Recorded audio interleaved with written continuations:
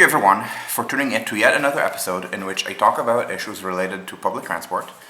And today I'm going to do a little bit of a news analysis. Now, it's not news from today, it's news from a couple days ago about a proposal for truly massive expansion of the Berlin U-Bahn, which was released by our national, our city-owned public transport operator, the one that operates the U-Bahn and the trams and the buses, but not the commuter trains. This is the map as far as I've been able to find, so we're going to just work from this map. And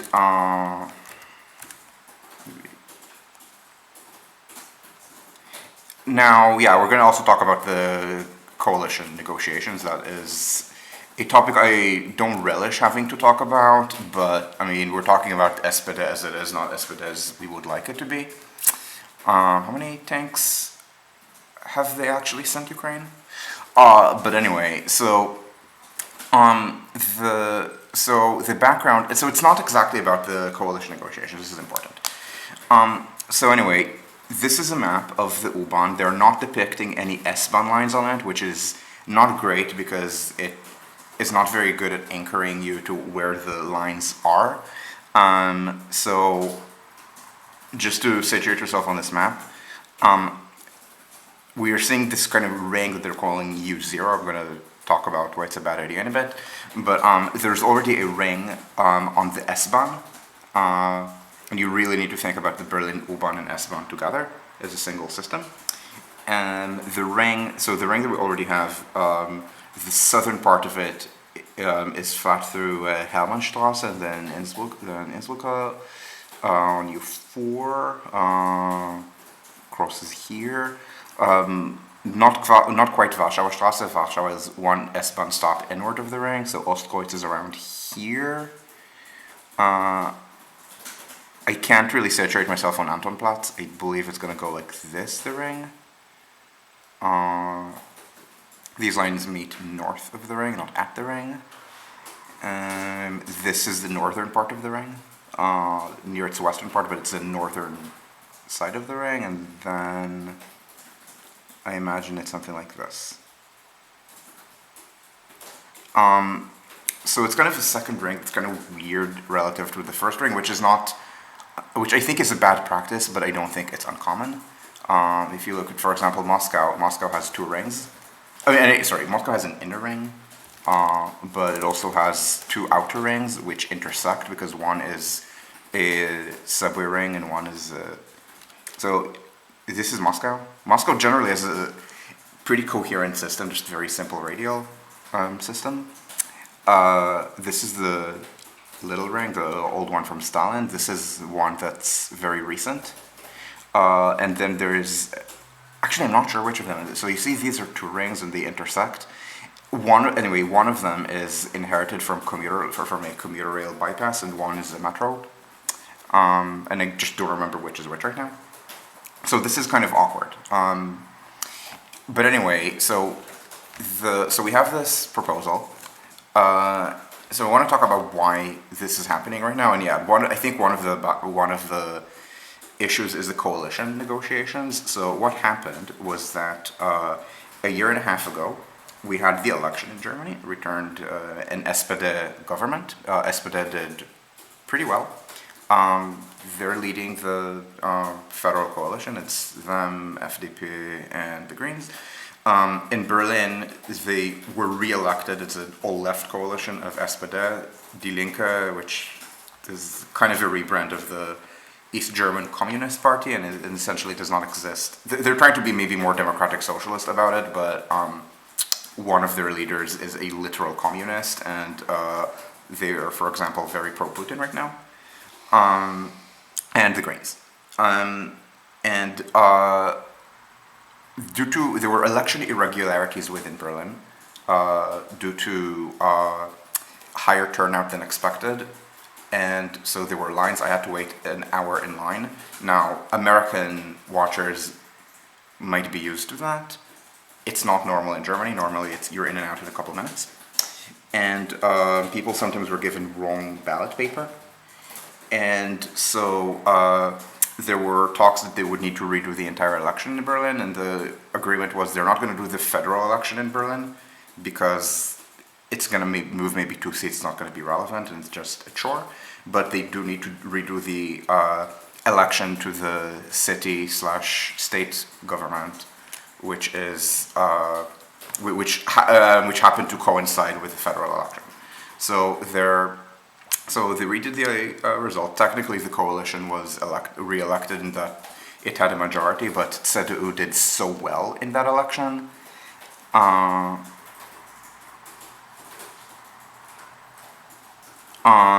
How does it happen? They ran out of ballot paper. And they couldn't truck it to the ballot sites because they scheduled the Berlin Marathon the same day. So, yeah, and so the election result, I'm going to just show you what happened. CDU, for the first time in 20-something years, came first. Now, again, there's a government without CDU.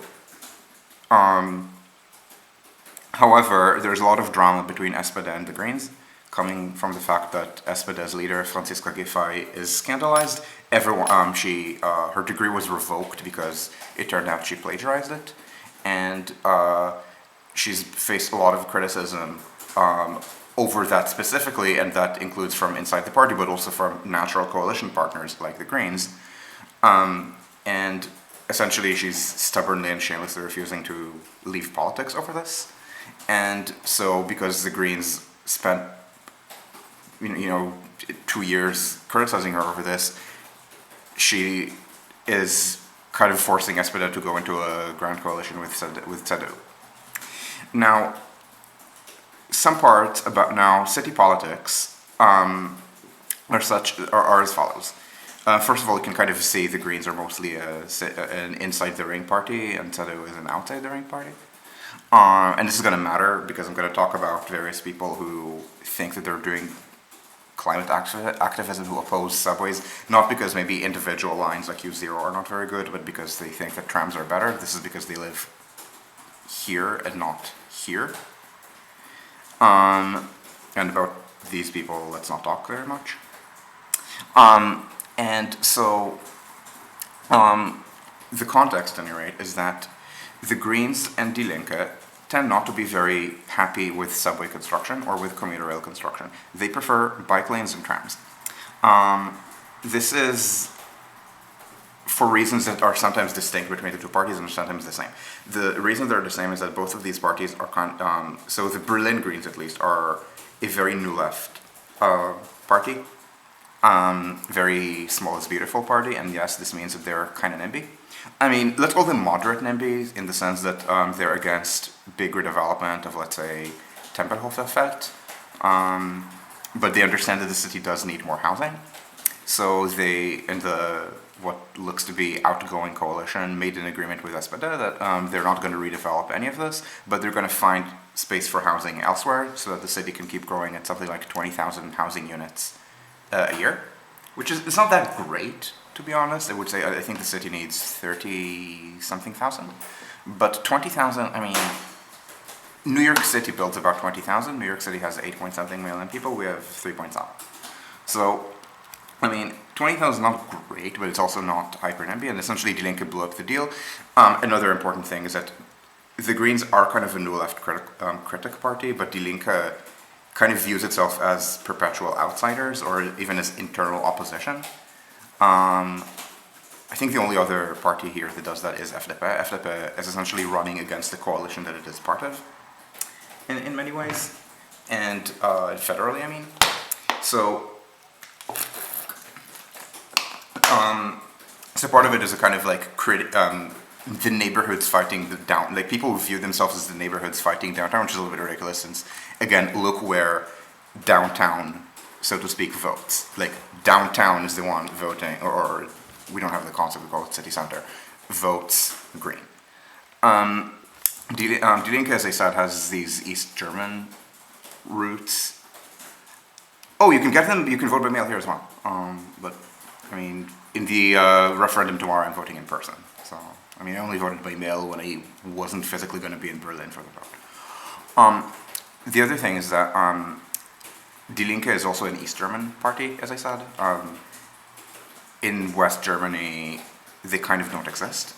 Like they keep failing to clear electoral thresholds. So and the pattern is that the streetcar network in Berlin is an inherited Eastern European streetcar network for the most part.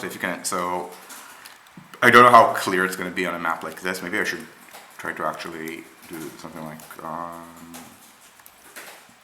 I'm going to do Berlin U-Bahn and then see if I can follow internal links. Trams in Berlin. Okay, here's a map. Okay, got it. Which side am I on? The right? Okay. So,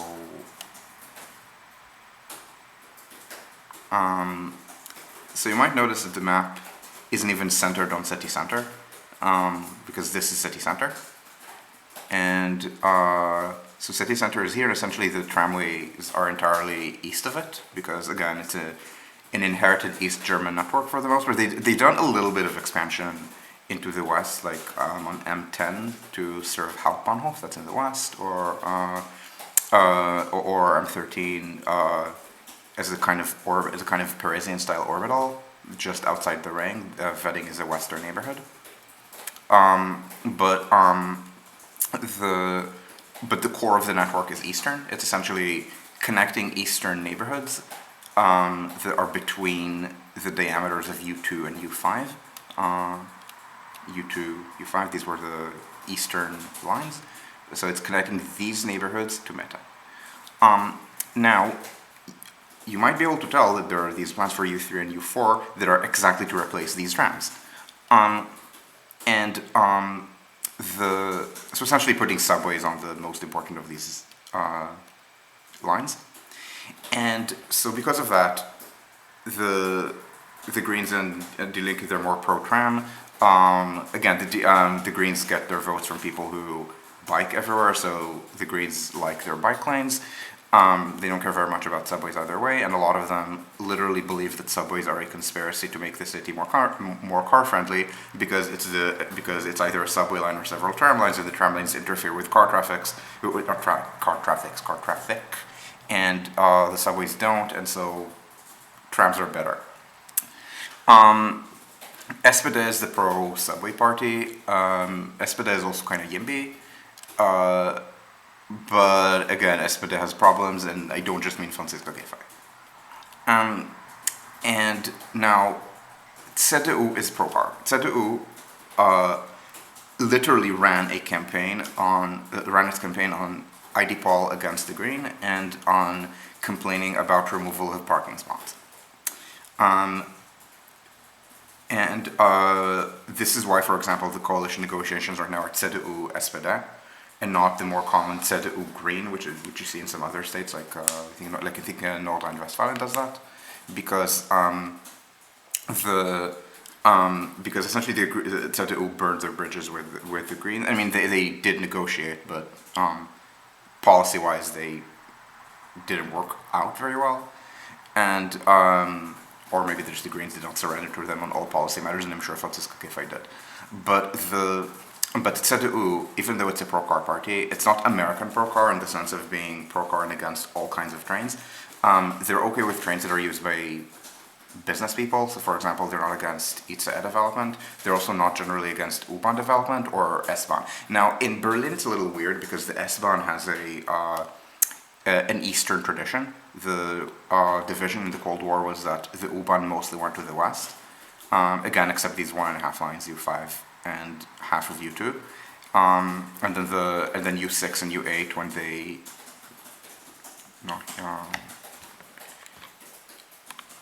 and then U6 and U8 here, they passed through the east. Again, the Berlin Wall is not depicted on this map, but Alexanderplatz was literally the center of East Berlin. U8 passed through went west, east, west, and just didn't stop in the east.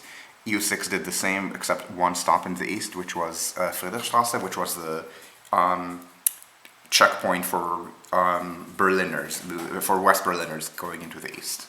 Uh, let's say, so maybe if you're American, the most famous thing for you is Checkpoint Charlie. Checkpoint Charlie was for Americans and other allied groups, so Brits, French. But for Germans, the checkpoints were different. But again, same principle. These were essentially just Western lines, and they didn't stop in the East. And now the S-Bahn had an Eastern and a Western network. The Western network included the North-South tunnel, which had the same thing of West-East-West, and the same thing, just one stop at Friedrichstraße. But they were both run by the East. So the U-Bahn was run by the West. The Western U-Bahn network was run by the West. The Western S-Bahn network was run by the East, and that led to a boycott eventually, and to certain subway plans that were done without any coordination with S-Bahn service. And CDU's voter base is older, so it's possible that here they just perceive the S-Bahn as an Eastern thing, just because if you vote CDU, it's very likely that you were born well before the wall fell. Just remember, the median age in Germany is, I think, 40, give or take. The median age for people 18 and older is going to be higher than that. Old people vote at higher rates than younger people. CDU is very much a party of the old. So yeah, it's entirely possible that the median age of a CDU voter is 60. So this would be people who were adults, who were adults while the boycott was happening in the 80s. So because of that, but bear in mind, this is a Berlin thing. In Munich, for example, in Bavaria, the CSU is the most pro-S-Bahn party, because the S-Bahn is how you get to live in the suburbs of Berlin, not of Berlin, in the suburbs of Munich. So you don't need to live in Munich, a city run by SPD and the Greens, full of queers and racial minorities. If you've been to Munich at all, you will see that the center of Munich has much more visible presence of non-white people than does the center of Berlin. Munich is a wealthier city, wealth attracts immigrants. But they can still work that way in the in city center, where the jobs are. Munich is a very monocentric city that way. It's a little bit like the politics of commuter rail in and around New York, where it's where the white flighters love it. Difference being that the S-Bahn is good for everyone. It's usable at all times of day. It's also usable by city residents. American commuter rail is not. It's very laser focused on 9 to 5 white flighters. So anyway, this is the politics of transport in Berlin, and yeah, I think the context for this is that BVG is proposing something, knowing that CDU likes outer expansion of the U-Bahn. As I said, they ran a pro-car campaign, but one of the things that they ran on was they slagged on the coalition for failing to build the U-Bahn expansion that is considered the most pressing. I'm going to go over the various things in the on the Crayon map in a bit, just to talk about what there is like core and what is Crayon. Oh yeah, Toronto has the exact same politics, and in Toronto as in Berlin, it's the pro-car right that often supports the subway the most. So this is where you see Rob Ford making the Eglinton Crosstown line much more subway and much less at grade. And of course what they ended up doing was kind of the worst of both worlds. But you can have that kind of pro-car center-right sentiment with someone who's more competent than Rob and Doug Ford. But yeah, it's not a purely German thing. It's something that's actually really common to urban left people, including urbanists' overrated fave Jane Jacobs being on the other side of it. Jane Jacobs, later in her life, was against subways. She said that they are essentially not the right scale, that is to say the city runs them, not neighborhoods, and was kind of interested in jitneys, in kind of ethnic jitneys, like Chinatown buses, things like that.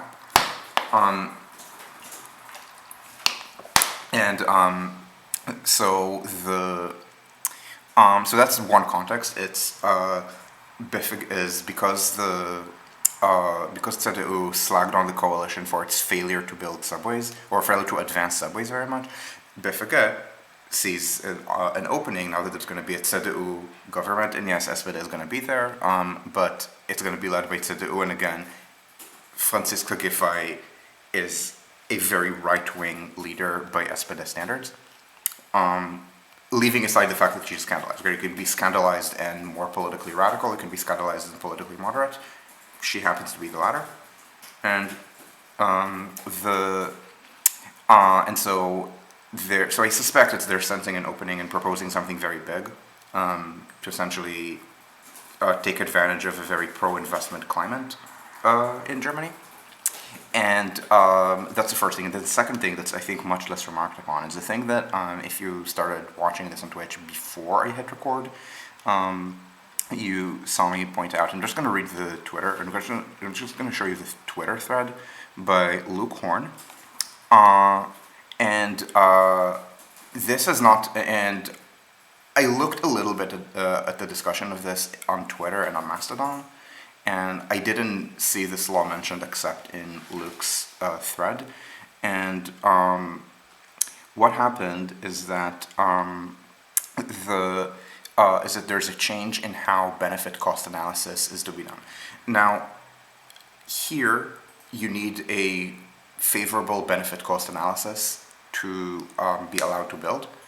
And now the costs are much easier to estimate than the benefits.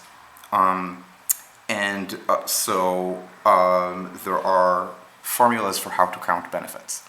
And there's a change in the formula, and the change is that the social cost of carbon has been bumped to 670 euros per ton. This is a very high number. It's colorable. When I say very high, but it's colorable. Colorable means that it's within expert consensus, but I think it's toward the high end of expert consensus. So essentially, if you take the Stern report numbers and that was in the, I think, 2000, maybe it was in the mid 2000s, I'm forgetting the year, and you look at the numbers and you look at what they project for 2023, this is roughly what you got. So this is not a stupid number, it's just a very high number. To put things in perspective, among the countries in the world that have a carbon tax, the highest carbon tax is found in Sweden, where it is, I believe, about 100, not 670. And yeah, 670 exactly, Cameron, that's a lot. In Canada, I mean, if you're talking to me about Toronto, then I imagine that you're from there, and in Canada, what's the carbon tax in Canada? Is that $30, $40 Canadian dollars per ton? In Germany, there's a carbon tax which is 55. It was passed after a lot of pressure from Fridays for Future, essentially the protesters associated with Greta Thunberg.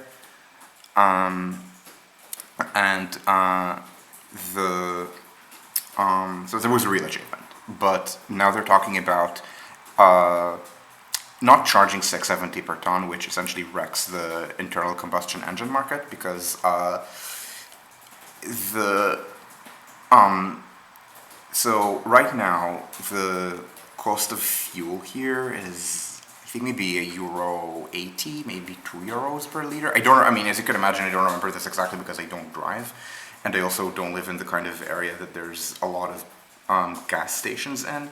So I'm somehow more informed about fuel prices in America than in Germany, just because in New York I tend to stay at hotels in a kind of mixed area in Long Island City, where I do sometimes see gas stations. But anyway, I believe it's something like €1.80 maybe per liter, and this is mostly, I won't say it's mostly taxes, but I'm not sure it is anymore. The figure that's stuck in the back of my head is that fuel taxes here are 60-something cents per liter, but again, that may be a couple years ago, and they may have been bumped since, I don't remember. And so maybe half of that is taxes, I don't know. And the tax rate is that, so So the carbon content of a gallon of gas, and I'm sorry about the mixed units, is I want to say no, it's 9 kilograms, 8.8 kilograms of CO2. So $1 per gallon in fuel tax is about $110 per ton. So this is €6 per gallon. Now we don't use gallons here. I just remember it because Americans talk about gallons a lot. So this is about another €1.60 per liter. So this is about doubling the fuel tax. So if this were actually a fuel tax, this would double the fuel price today almost. Not double the tax, double the fuel price, which again is, I think, about half tax. So they're not doing that. Oh, it's 170. That's really nice. Yeah, that's probably where Sweden is right now. I'm taking euros to Canadian dollars conversion, but yeah, no, that's nice. Yeah. So they're not gonna make that a fuel tax. I don't think they would even be able to do it in an SPD Green majority, which they don't have, because FDP, again, as I said, they like being internal opposition, especially on matters of cars, and they can't help themselves. They keep doing it even after losing elections over this, in the repeat election in Berlin. You might notice that there's no blue here, there's no yellow here. FDP failed to clear the threshold. Essentially, the FDP that the Berlin neoliberal community wants it to be is an FDP that runs on being very YIMBY, and like not Kevin Kühnert style YIMBY. Sorry, Kevin Kühnert is not NIMBY at all. Kevin Kühnert literally made Berlin Jusos identify as YIMBY, but he's left YIMBY, so against confiscation but for rent control. The Berlin neoliberals would want it to be YIMBY without rent control. And instead they ran on more cars and on completing a freeway. So there's the motorway here, the A100, that is, as you can see, being expanded. This is a plan from the early 2010s. SPD went into a GLOCO with CDU, in which SPD was a senior partner, not CDU is today, and and avoided a coalition with the Greens because the Greens would not assent to a coalition agreement that included this expansion. So SPD decreed that it shall be built essentially and went to GLOCO for a couple of years, and then subsequently the coalitions have been all left and the Greens successfully fought further expansion. I imagine that the coalition agreement will include the expansion to the next section, which I think goes up to about Ostkreuz or maybe to Frankfurt. I'm not sure, to around here. And the FDP has been backing that federally, and I mean, when everyone expected the all-left coalition here to continue, FDP was talking about how to maybe use federal power to compel Berlin to build this, and then they're wondering why they keep not doing well in the polls. But anyway, but I think that even if there were some kind of SPD Green majority in the Bundestag, I think they would be too scared to pass this level of fuel tax. I mean, I'm sure the Greens would want it, but SPD is a party that tends to get cold feet about things a lot. And but for benefit cost analysis, it is assumed that this is the benefit. So if you can prove that you're engaging in model shift away from cars by building subways, then you can score it at this level, which is, again, high, and as you might be able to imagine, very strong for... Yeah, they would try to burn the country, but they would fail. So the fuel tax here was actually raised significantly in the Schröder era, because that was the first time, and until the current coalition, the only time, that the Greens were in the government, and essentially the Greens' price for joining the coalition was a fuel tax. I don't even think the anti-nuclear stuff was the Greens. I mean, obviously the Greens of the late 90s were a lot more anti-nuclear than they are today, but as I remember, the planned closure of the nuclear plants was something that Schröder drove himself. Gasgat. Yeah, exactly. It's a big deal. So essentially we're not banning cars or doing things that are like banning cars, but we're essentially letting subway authorities or other authorities assume that cars have been more or less banned when deciding what subway lines to build. So this means that now the benefit cost analysis is going to be more favorable. Now I want to make it very clear that the benefit cost analyses here, yeah, the people don't need to understand benefit cost analysis, but the transit agency does, and the people saying yes or no to funding care. And so the other thing, by the way, is that model shift is very difficult to measure. So I have this thread, not thread, post, complaining about a certain study that claims that U-Bahn construction is bad for climate. Now the study has been retracted, by the way. Literally just, I think, maybe yesterday, it turns out that they were computing the carbon cost of building subways wrong and too high, and they are redoing it with a lower cost, but they're still sticking to their guns, saying that the model shift from subways is too small to pay it back. They assume that for every subway rider that they generate, they remove 0.2 car trips, which is ridiculously low. I mean, the actual reduction rate is likely more than 100%. Now, I believe this is still with 20%. The carbon analysis, it's really difficult to measure model shift. This is why you should measure things based on cost per rider, not model shift. And essentially it's because you can measure ridership much more accurately.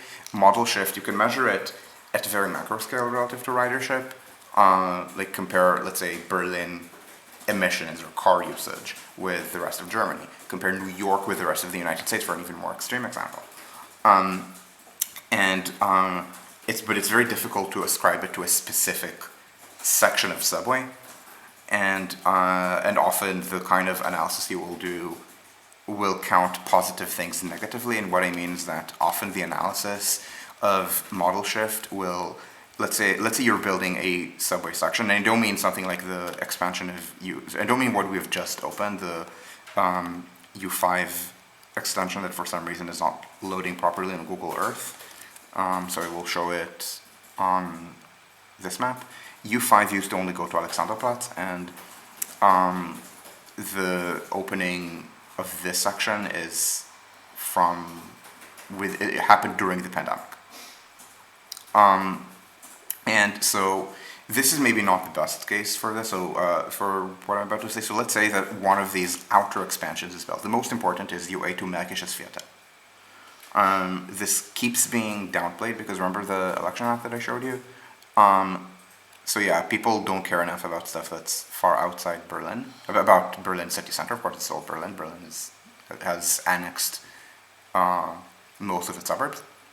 And so that keeps getting politicked away. This is on a cost per rider basis among the lines that have been proposed. And I don't mean this entire piece of Crayon. I mean the core lines. This has the lowest cost per rider. So the core lines are this. U7 to the airport, because people love their airport expansion. By people, I mean city elites.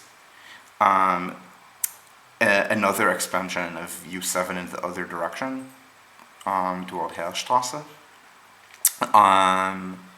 What else? A one-stop expansion of U3. It's not this one. This is longer than the one-stop expansion. The one-stop expansion, I'll show you on this map. It's easier to see what is what. So this is U3.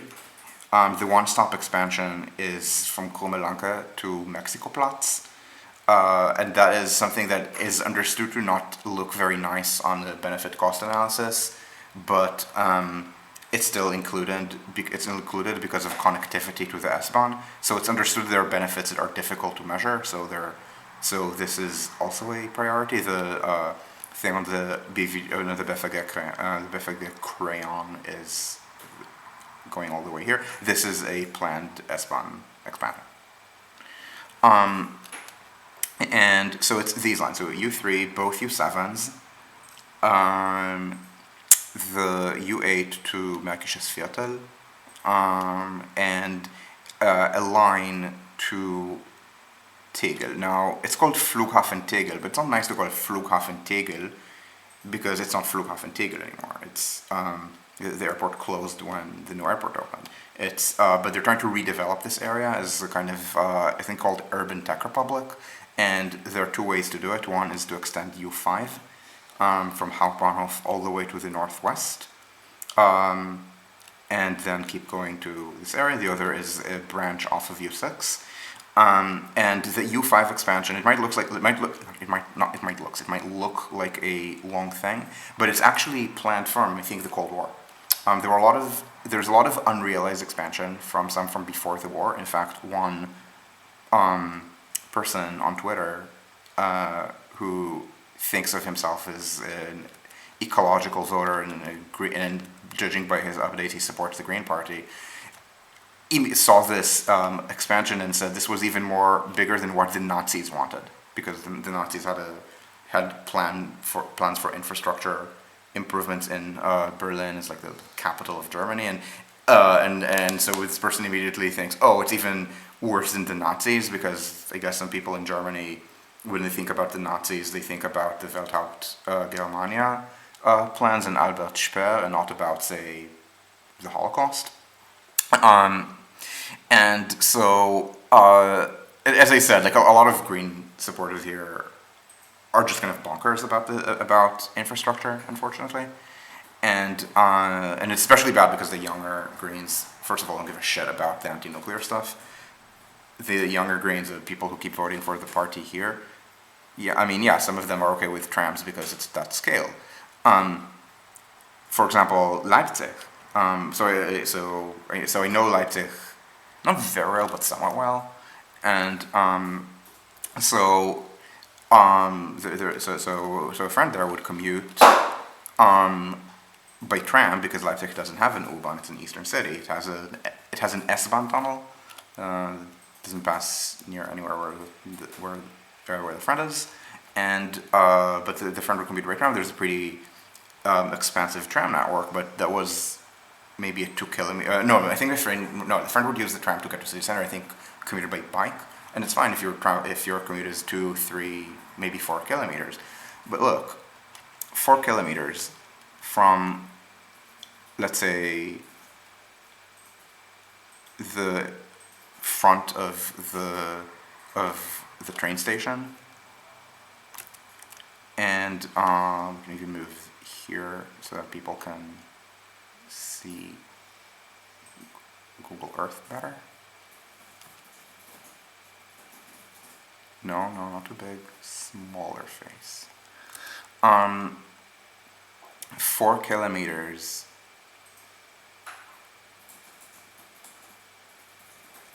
from city center, you're not quite getting farms, because you need to hit about 4.5 or 5 to start hitting the farms. But a lot of things that are not really urban anymore, like you're starting to get to the suburbs, you're starting to get to a very finger plant type development beyond that range. There's still a little bit of dense stuff past that point, but not a lot. And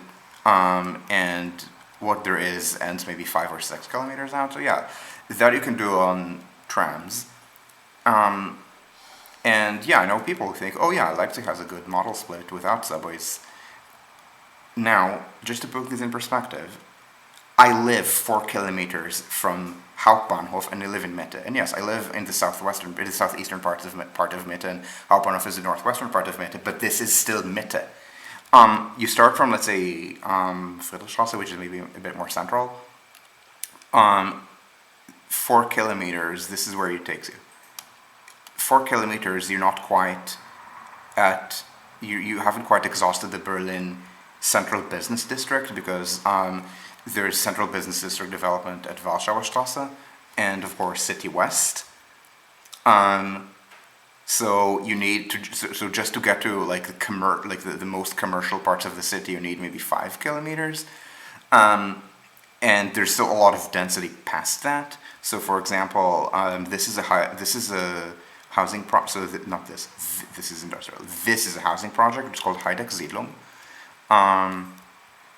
So called because it's kind of a two-level street, and so there's a deck and the street. Rather low income, as is most of Neukölln. That one is 8 kilometers, almost 9, from Friedrichstraße. And at that level, trams are slow. Trams average 16 kilometers an hour. So if you have a straight shot, yeah, you can do it. But you'd never have a straight shot. You still need to wait for the tram a couple of minutes. You probably need to walk from city center somewhere, and you might need to change trains.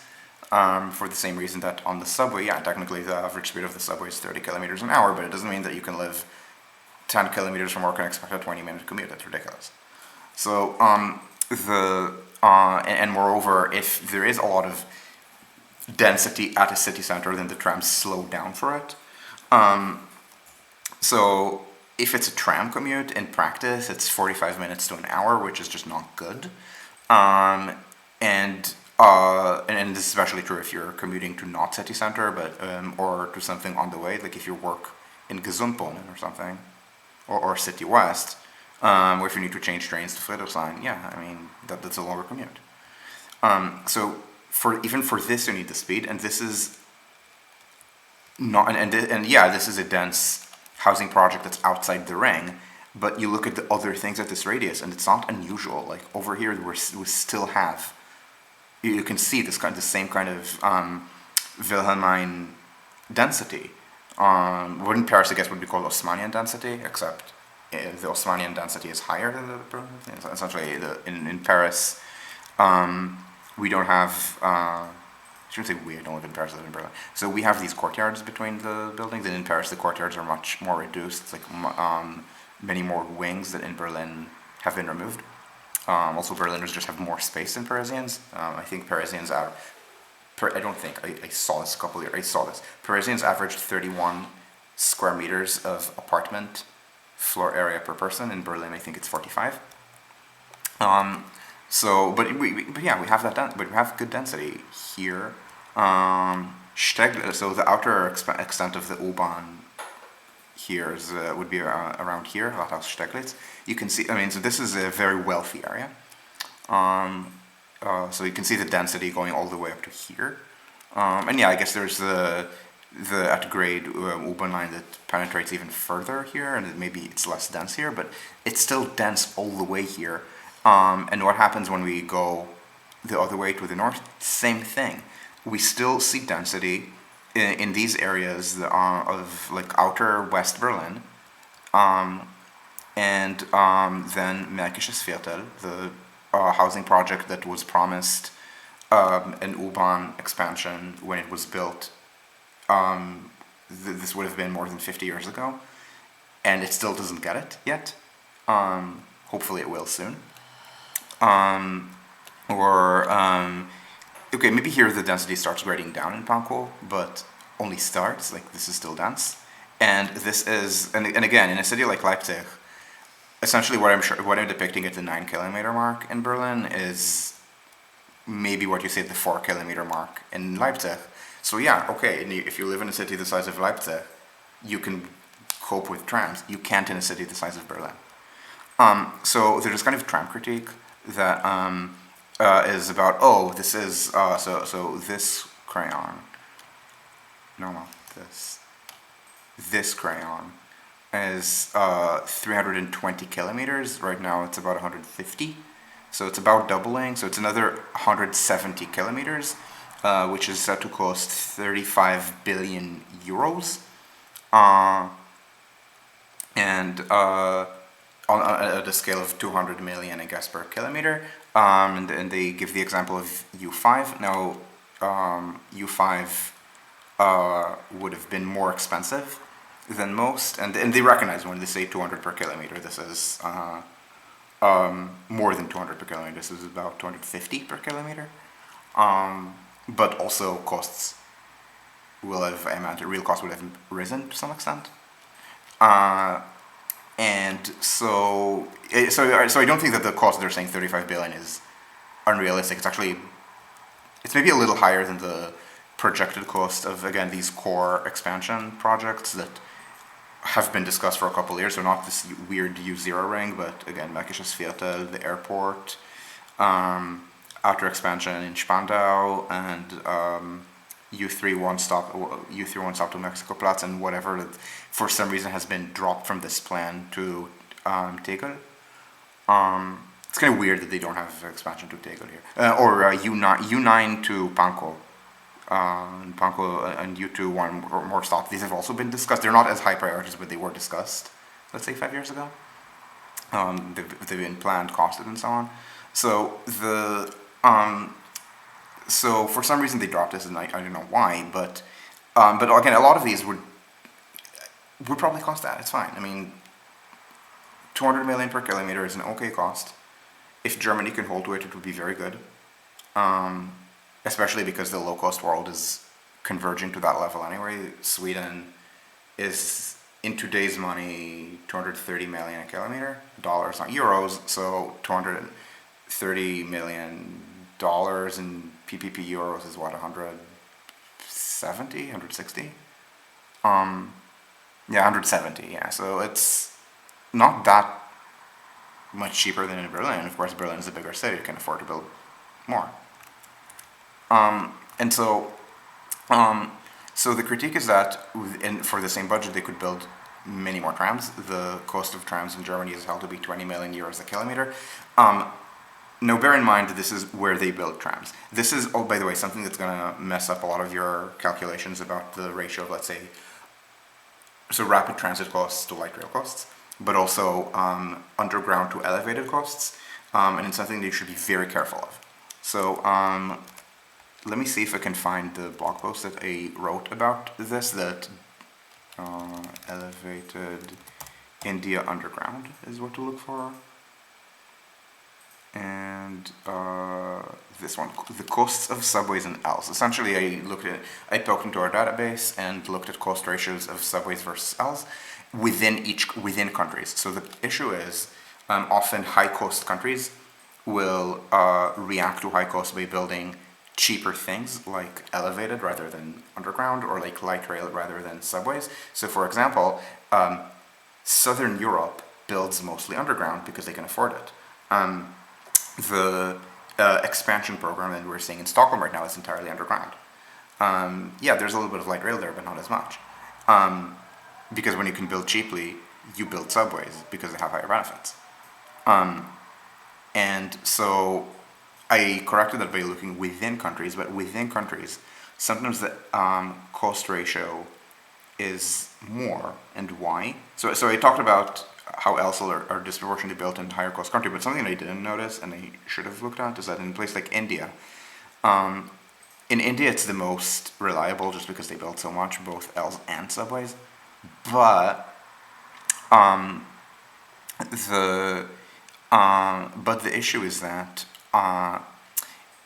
in India specifically, the way it works is that they build subways in city centers and Ls outside them. So essentially the Ls are, so in India the default is to build an elevated line, and then if you can't, then you build a subway. And this is also true in a lot of these other places like Thailand. In Thailand there's a very high ratio of underground to elevated, or in the Philippines it's the same, but it's because the idea is to build elevated and then you build underground if you can't, if you don't have a good street, for example, to build under, and then yeah, the costs are just going to be higher. Now this is something that also matters for light rail, for comparing rapid transit, for comparing subways with light rail.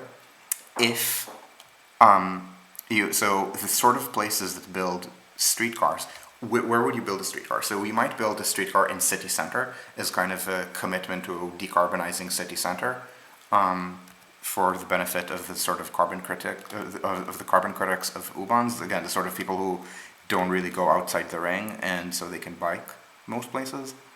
And when I say don't go outside the ring, I don't mean that they go isotropically within the ring. They go isotropically within Friedrichshain, Kreuzberg, and Mitte, so bike distance.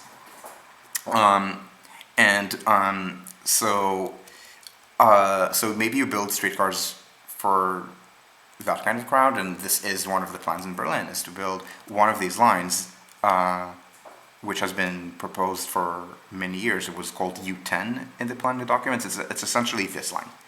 The line that is currently portrayed as a U3 expansion was planned for many years as U10. The idea was to essentially have it go near U9, and then instead of connecting to U3, go parallel to U9, because I guess Steglitz needs another line or something. You can, no, it's here.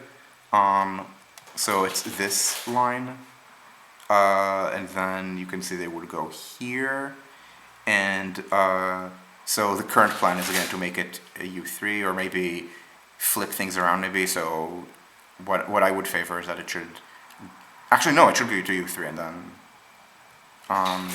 or maybe it should go to U1, then U2 to Pankow would go to the U3 to Mexico Platz, and then the U1 Eastern Terminal at Warschauer Straße would go to the most northerly of these terminals, which is currently Ruhleben, and one of the proposals is to expand it to have more service to Spandau.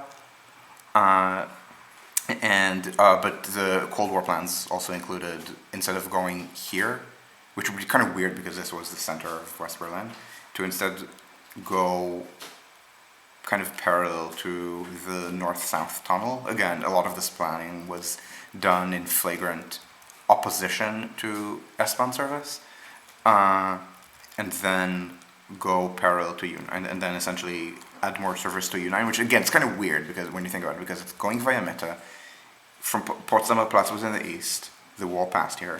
So essentially this is a line that goes through the east. It was planned by the West in the eventuality of reunification. Even the numbers, we have U1, U2, and so on, these are not pre-war numbers. These are numbers from the middle of the Cold War, and they specifically left U5 for the line that is currently U5 for eventual reunification. So West Berlin had U-Bahn lines numbered U1, 2, 3, 4, 6, 7, 8, 9.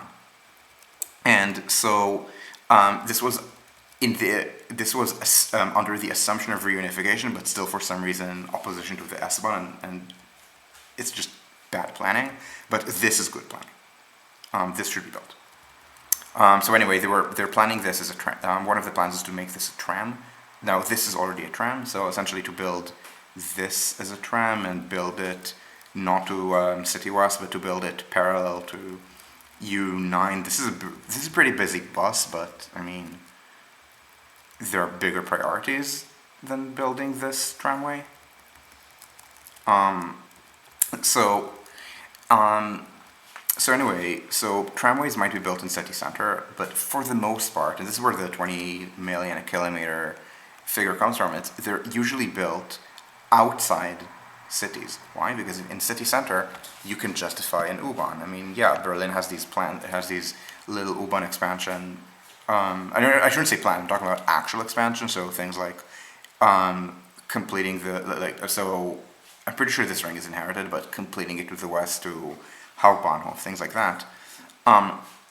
Yeah, they do that, but I mean, in city center, Berlin literally also just built U5.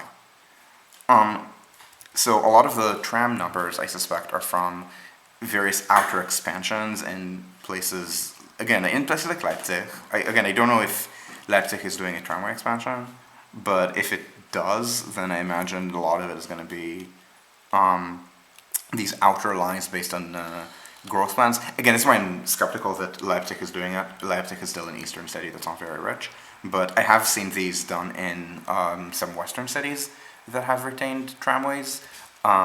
Maybe it's because these are Stadtbahn systems, so tunnel in city center, tramway mode outside city center. Like if you're American, think of Muni Metro in San Francisco, the subway surface trolleys in Philadelphia, or the Green Line in Boston. Here we call it Stadtbahn.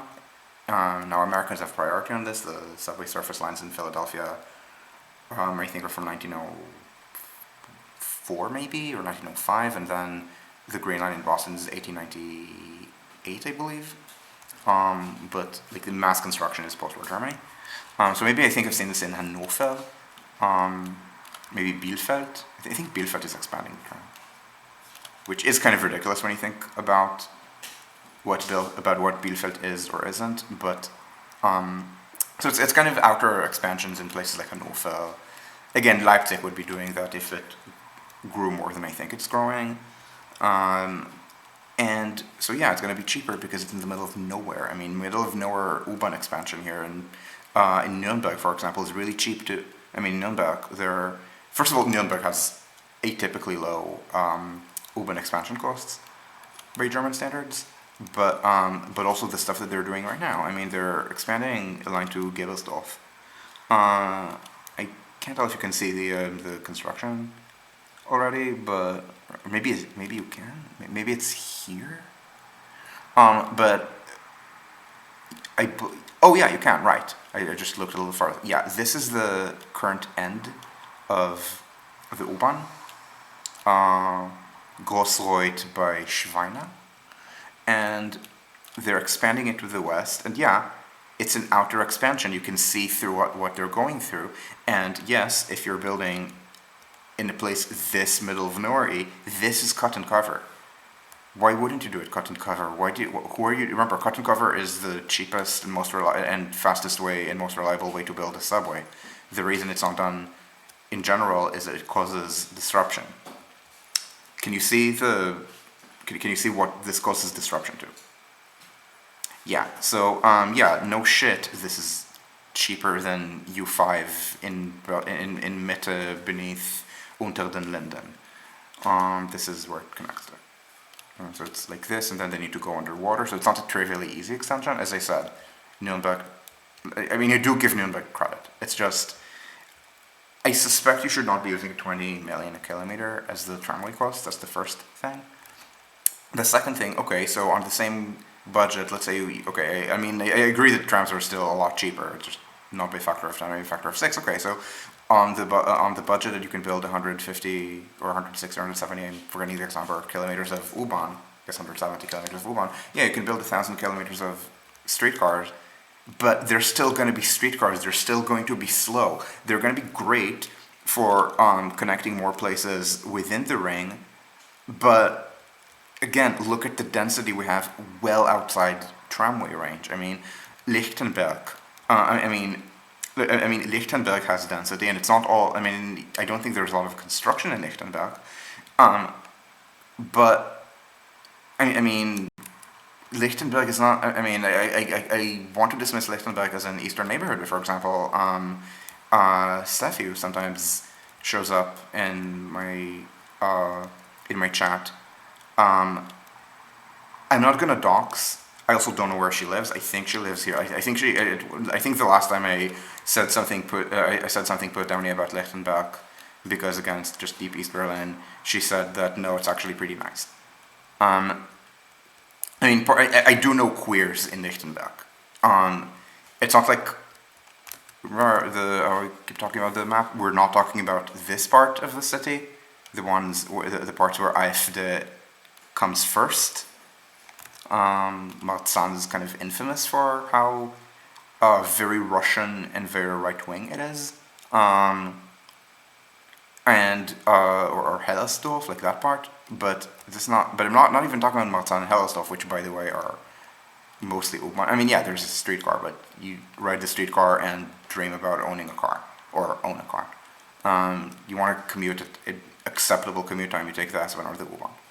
And so even this, remember, Lichtenberg is not meaningfully tramway range for most of the city. I mean, yeah, I guess you can tram if you're happening to be working in Friedrichshain, which a lot of tech jobs are in, but you should never make the assumption that in a non-monocentric city, in a polycentric city, this is generally a good planning maxim.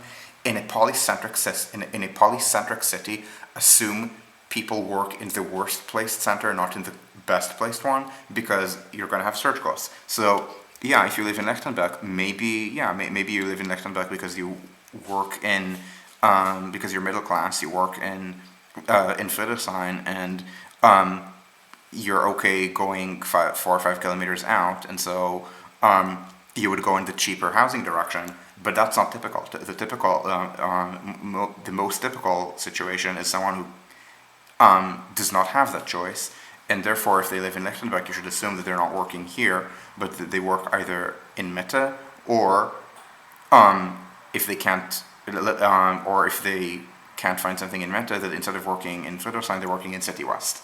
Yeah, that's not the commute that you're doing by tram. And so the so the fact that you can build 1,000 kilometers or whatever of tramway for that cost, in a way, doesn't matter, because beyond the first, I don't know, 100 or 200 kilometers of tramway, like the lines that are core that need to be built, so let's say a tramway on Sonnenallee would be very good, both as traffic calming and because the area is pretty dense and needs more rail transit, and I believe this might be the busiest bus line in the city. And no, bear in mind, the alignment that I slagged on before, this route, is also among the busiest lines in the city. It's just that these people have an U-Bahn here, another U-Bahn here, and an S-Bahn, and these people, maybe here they start getting an U-Bahn, but certainly here they don't. It's far. And don't forget, S7 doesn't get to Mitte. S7 forces you to transfer at Melling. Or if you're okay climbing another level at Hermannplatz.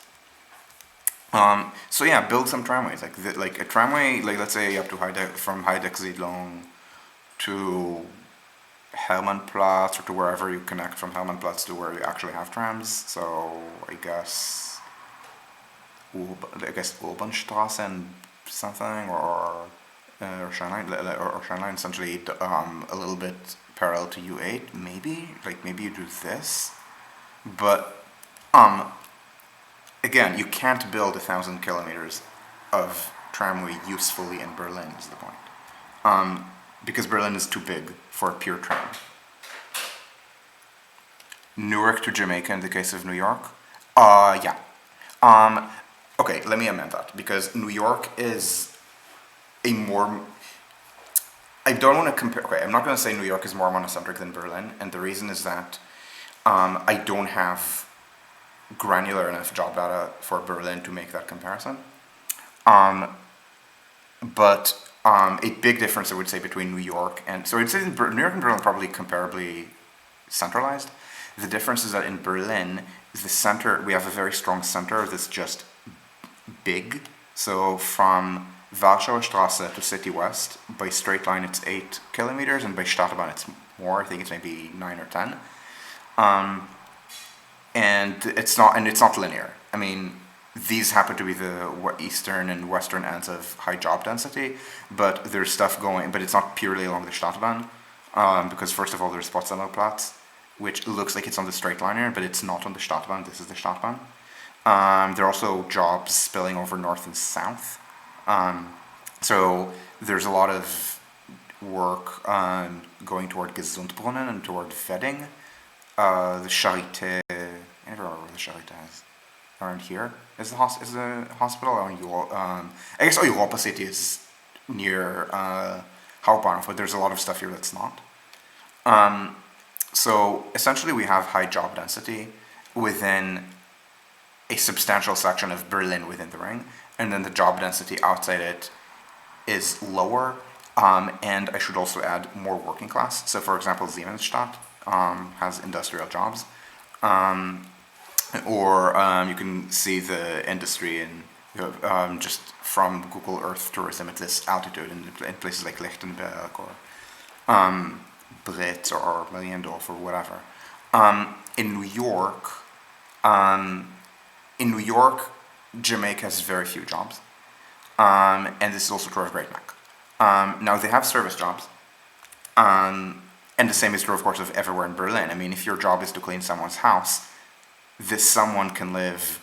I mean, this someone probably doesn't live in Neukölln because Neukölln is poor, and poor people don't usually have other people clean their houses. But this person can live in Steglitz, Charlottenburg. This person could absolutely be a gentrifier in Prenzlauer Berg, Friedrichshain, even in Neukölln, maybe. So you're and of course, deep suburbia, Wannsee exists. So that is something that you do need the speed for, especially if you need to assume that someone might need to commute to a place like Wannsee. And essentially that's the kind of people in New York who ride the buses from the city to Long Island having very few high-end jobs. And but in New York, so in New York the issue is that there's much more centricity around Midtown and Lower Manhattan.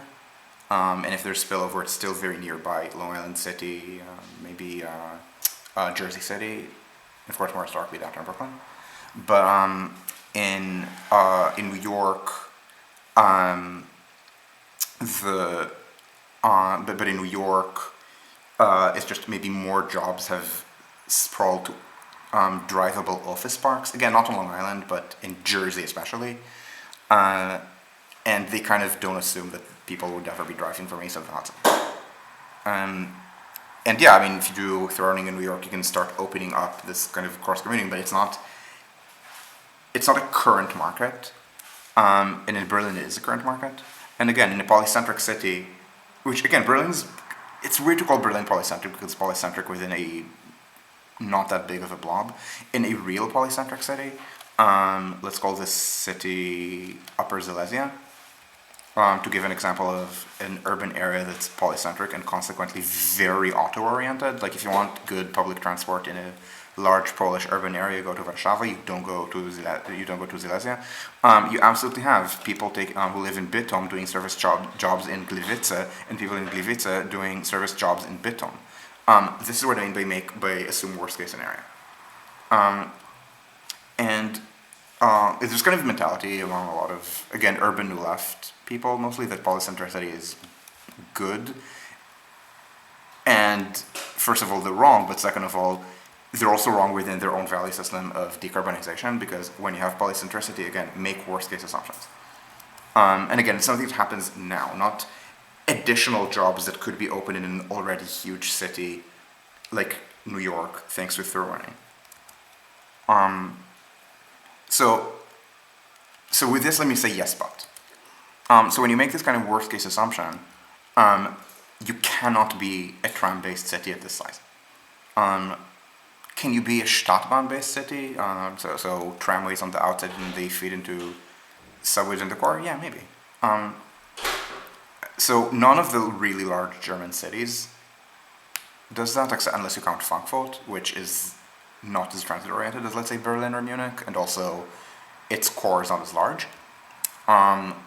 But for example, within like the municipalities, like the places where you actually have the Stadtbahn in place, in a place like Dortmund, Essen, Köln, places like that, ridership is actually very high. It's just that, so when I give the example of auto-centric polycentricity in Upper Silesia, maybe because I'm talking about Germany, I should give a German example, and that German example is exactly the Ruhr. Now again, the main cities of the Ruhr are not auto-oriented. Köln, no. Bonn, I call Bonn a village. Okay, a friend of mine who moved there calls it a village. In the Cold War, people called it Hauptdorf as opposed to Hauptstadt. It's also a village that literally has a subway section in city center. And yeah, it's small. The trams come every, I think, 10 minutes, and it's annoying. Or maybe they come after every 10 minutes when it's 8 in the evening or something. I don't remember. Maybe they come more frequently during the daytime. But so Bonn is not especially auto-oriented. Köln is not especially auto-oriented. Düsseldorf, Essen, Dortmund, maybe Duisburg. I don't remember the ridership in Duisburg, but the ridership per capita, where the capita is taken to be city population in the core Rhine-Ruhr cities, so Köln, Düsseldorf, Essen, Dortmund, is very good. The problem is Köln is about 1 million. Düsseldorf is maybe 600. I think it goes 1 million, 600, 500, 500, maybe 400. So we're talking maybe 3 million if you count Duisburg as a core city, which you probably should. Maybe you can add a little bit extra for Bonn, maybe for, I think Bochum has one line. Wuppertal, of course, very famous for this. I mean, not very high ridership, I don't think. But, I mean, you can absolutely live in Wuppertal with a car. I think Zollingen is a very good trolley bus network, maybe. But at that point, we're still talking about maybe 1/3 of the population of this huge polycentric region, which has a lot of things that are not Dortmund or Essen or Düsseldorf. It has things like Düren. Düren is, I believe, legally within the Rhine-Ruhr. Uh, Mönchengladbach, that's often listed as one of the main cities of this region. It's its own industrial thing. Yeah, I mean, I'm sure if you are just inside the city, and probably you can use. I'm not seeing trams here. Maybe they took them down. Maybe this is. I'm not sure, but I mean, but probably within the city it's okay. But these are small cities. It's like 200, 300,000. So if you live in I don't know, in a place like Krefeld or Hagen, which has a train station where a lot of trains stop between Köln and Berlin, the intercities, or Ham is also on the way to Berlin. Like these places, most likely you're not working within the city. Like these are not large cities.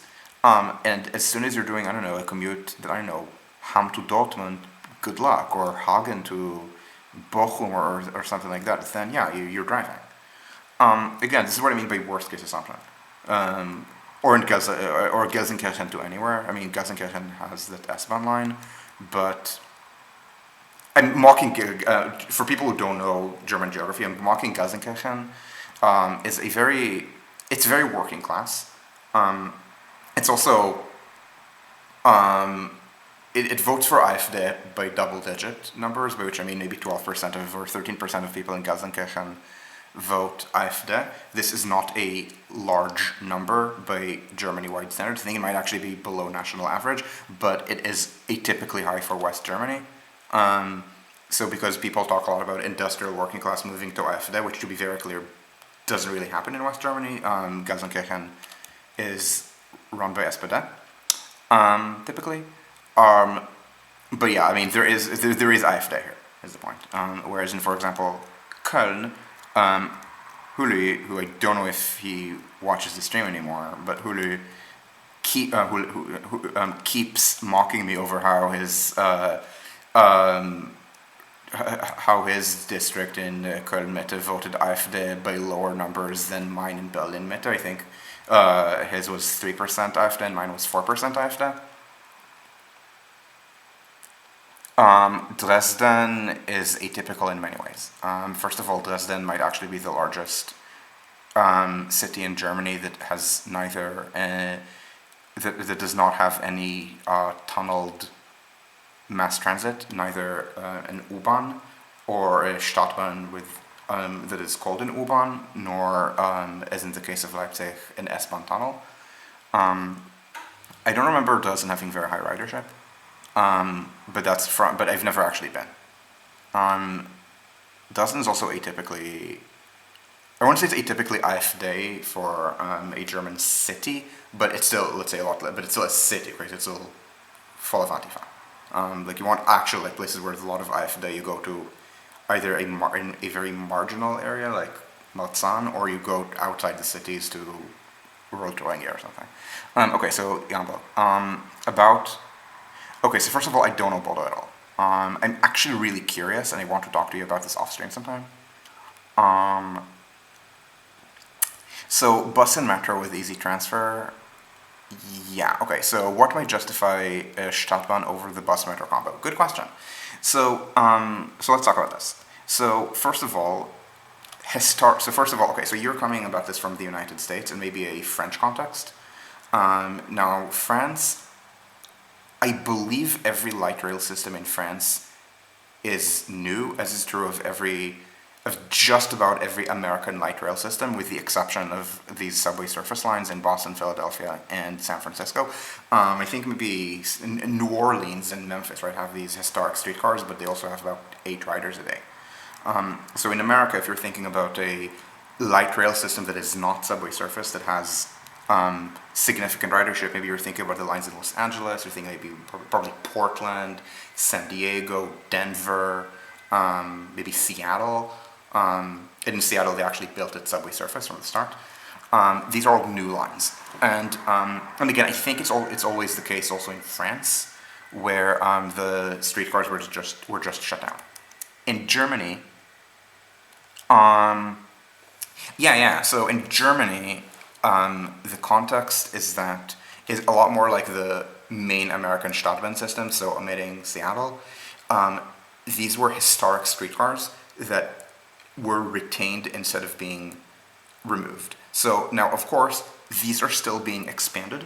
I don't think they are in Philadelphia, but in Boston and in San Francisco, they are. Let me not have crayons. In Boston and San Francisco, they are being expanded. The Green Line has just been expanded. Not in streetcar mode, in a trench where it runs in rapid transit mode, but the Green Line has been expanded. There are sometimes plans to expand the Green Line even in streetcar mode. They have unfortunately not happened. In Boston, it's using a different portal that still exists and running on a different alignment on Washington Street to Dudley, and then maybe going down, like wending down toward Mattapan. This bus route, the 28, being I don't remember if it's the busiest in the city or only top 5, but if I'm wrong and it's not the busiest, it's still top 5. The bus route here from Dudley to city center might actually be the busiest. So there are plans to expand. Unfortunately, again, these plans keep not happening. But again, the actually expanded line is a not streetcar. San Francisco, similar thing. I think there are plans to expand to extend Muni Metro in streetcar mode. I think it's called the Park Merced plan or something. I think part of it does include streetcar mode expansion of Muni Metro. But they also built the T3rd. So they essentially cobbled together an entirely new Stadtbahn line, which runs in streetcar mode. I don't remember how far on 3rd Street, and then feeds into the Central Subway, built at an extraordinarily high cost. But again, America, Germany, not the same. So again, these systems are being expanded, but often they're inherited, by which I mean there were streetcars, and instead of closing them all, they kept the ones that fed into the central tunnel. And this is, yeah, exactly, silver line among Bostonians, because it's terrible. Like it's called BRT. I mean, yeah, well, you know the term, but maybe other viewers don't. It's called BRT creep, where you promise that the bus rapid transit would be as good as the rail line that it replaces, and in the case of the silver line, it did actually replace a line. They shut down a line to build it. The orange subway line is currently in a trench next to the main line.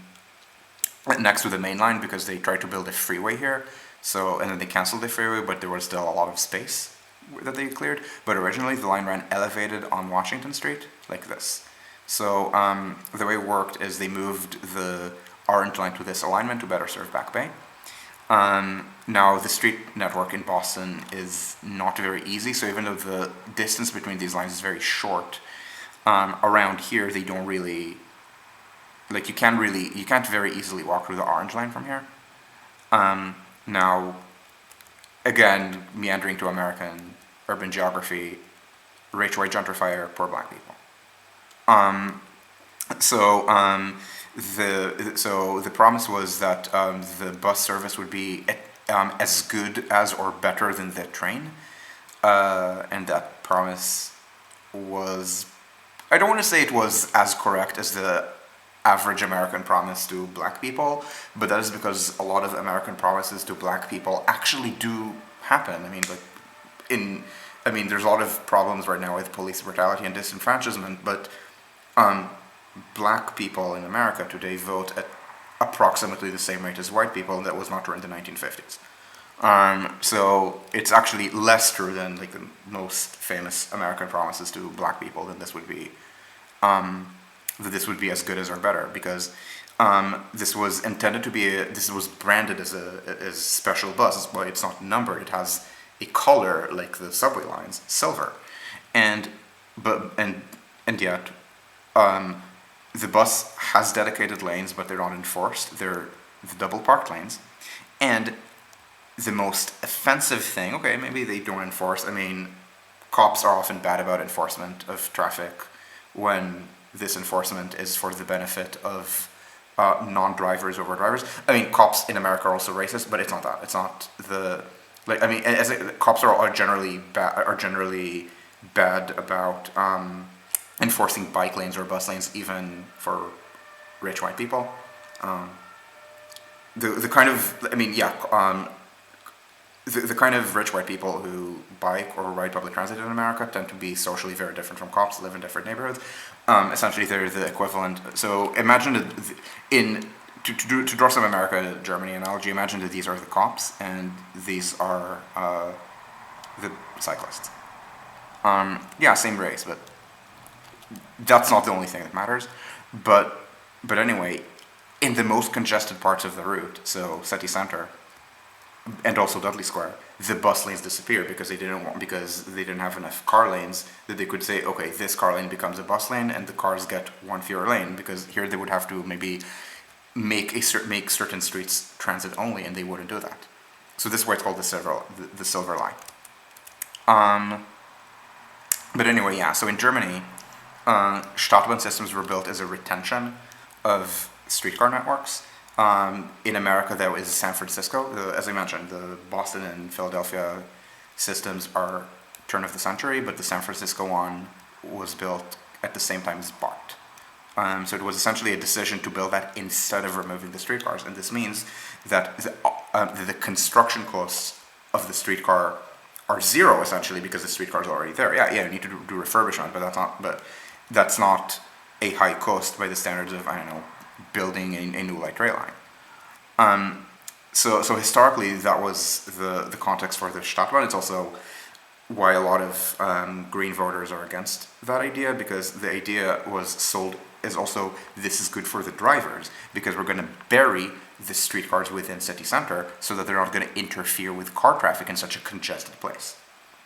And this is turning into an anti-U-Bahn sentiment, even when the U-Bahns are not at all built in conjunction with cars. Again, märkisches Viertel. And so, Stadtbahn system, no, so are there de novo Stadtbahn systems? Well, Tel Aviv is building one, but Tel Aviv is also starting to design a driverless metro in addition to this Stadtbahn system, because Tel Aviv is way too big for this. So something like a Stadtbahn system is something I would absolutely recommend for cities that have historic streetcars that they might need to decide what to do with. This is mostly an Eastern European thing at this point. Now, obviously, a city like Prague doesn't need to think about this, because Prague has, I think, Europe's second, or I think in Europe the streetcar systems go. So I think it goes Budapest, then Prague, maybe St. Petersburg is somewhere there, but Prague is, I think, top 3, ahead of Paris. And to be very clear, this is a city with 3 metro lines, and the metro in Prague is also one of the busiest in Europe. Prague is a very transit-oriented city in general. I focus on Czechia because Czechia and Slovakia both have very high urban rail ridership relative to city size. Like, for example, in Brno.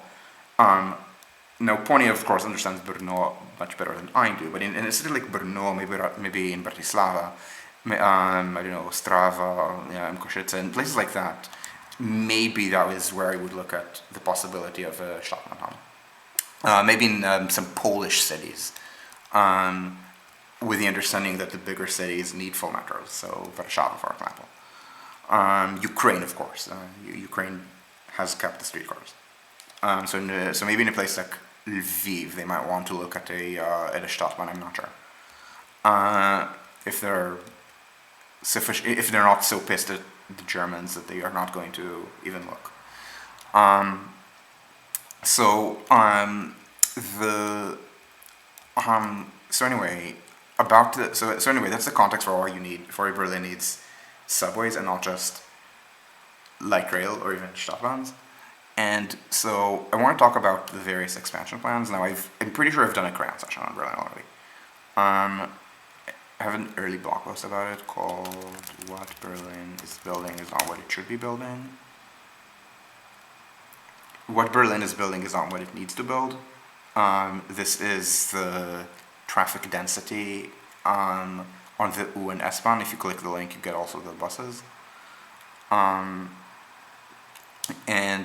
This is, you might notice, from before U5 was extended to Hopper. You might see a little, thin little thing here for the earliest part of the U5 expansion to open. It didn't open in one phase and didn't open in the phasing you would expect. They opened Hauptbahnhof to Brandenburger Tor and then did the central section. So when it was just this little orphan segment, it was very lightly used. And this is also true of U4. U4 is very lightly used. And so what they need, and it's so lightly used, in fact, that it's comparable to outermost sections on rail lines, like U2 and U3. Can people see me? No, they can't. Let me move my face for a sec. U2 and U3. Or U5. And so I'm pretty sure I've done a more recent Crayon, and this includes, it's this one, what Berlin should be building. This is, again, I literally did it on video. I literally haven't, I'm pretty sure this is uploaded, what should be happening. So this is U8 to Märkisches Viertel, again, core expansion, not really, no real alternative to doing that. U7 to the airport, I don't think it's a bad idea. I think it's overrated, but overrated and bad are not the same. It's overrated because it's viewed as the top priority in the city because people overrate airport expansion. I happen to think it's maybe priority number 4, so overrated but not bad. Priority number 1 being, again, Märkisches Viertel. What else? By the way, dark green is S-Bahn expansion, which BVG has not proposed, because it's not BVG. U7 deeper into Spandau, I don't think is bad. Spandau is kind of this really weird thing that maybe in New York the closest analog would be Newark. It's a completely independent city that was annexed. Now, that by itself is not especially interesting because Berlin has annexed many formerly independent cities. For example, Rixdorf, which I don't remember if it was renamed before or after annexation to Neukölln, but this was a separate city. But you don't really see how it was a separate city when you visit Neukölln or when you live in Neukölln. Because at this point, what's the neighborhood center of Neukölln? It is Hermannplatz. And how is Hermannplatz the center when it's in fact at the boundary of the neighborhood with Kreuzberg? Well, Hermannplatz is the main subway intersection point. So it's essentially about its connections with the rest of the city. And the places that are better connected with the rest of the city, so the best would be around U8, these tend to be the ones that are the most desirable to live in. And then places that are less connected, again, Heideck-Siedlung, are poor. Or rather remain poor. This area was always poor. Rixdorf was renamed to Neukölln because Rixdorf was a very seedy area. So as a kind of rebrand, again, I don't remember if it was just before or just after annexation, it was renamed Neukölln to make it sound nicer, and it remained very poor to the point that in the 20s, people there voted the way that the urban working class poor voted, which was the communists. The headquarters of the Communist Party was in Hermannplatz. The term Antifa comes from here, which is why one of the things that kind of bothers me about Antifa as a brand is that it's like it comes from literally from people who thought that social democracy was the moderate wing of fascism and had an attitude of after Hitler, our turn. Technically happened in a quarter of Germany. This thankfully was not part of this quarter. This unfortunately was. So for me, like I always do Antifa with like the 3 arrows, because the 3 arrows were the social democratic symbol at the time. And but anyway, so Neukölln, yeah, has an independent history, but you don't really see it. It's, I want to say even like maybe like Brooklyn, but Brooklyn has downtown Brooklyn. Neukölln doesn't have a downtown Neukölln.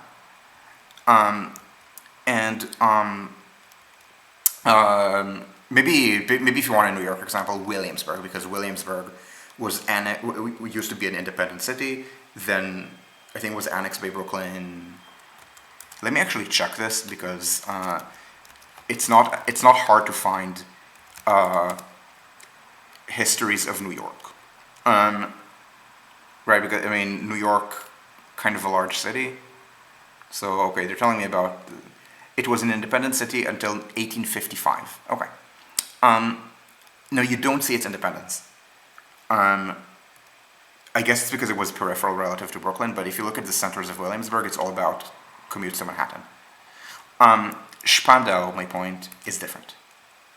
Oh yeah, of course, Boston, yes. Dot, Roxbury, yeah, you're right, of course. And in Dot and Roxbury, I'm sure they have neighborhood centers, they don't have city centers. Now, the interesting thing is that Cambridge is still an independent city. And you can see this history a little bit, but Cambridge was founded where Harvard is. But the current center of Cambridge is not at Harvard; it's at MIT. It's Kendall Square, where all the tech jobs are. And that is of course MIT, but it's also literally the first subway stop in Cambridge. Very close to downtown Boston. So, and anyway, Spandau is very clearly still independent. To the point that you can see a little bit of the density pattern here. So in Neukölln, we see contiguous density because even though the area developed as an independent city as part of the Wilhelmine Ring, it's still contextually part of the Berlin urban fabric. I don't think you can really tell that there was a boundary just from looking at these buildings. Just how these buildings are. It's essentially the same density. Maybe it's interrupted by a canal, by major streets, by a park, but it's not. But I mean, yeah, this is all contiguous, essentially.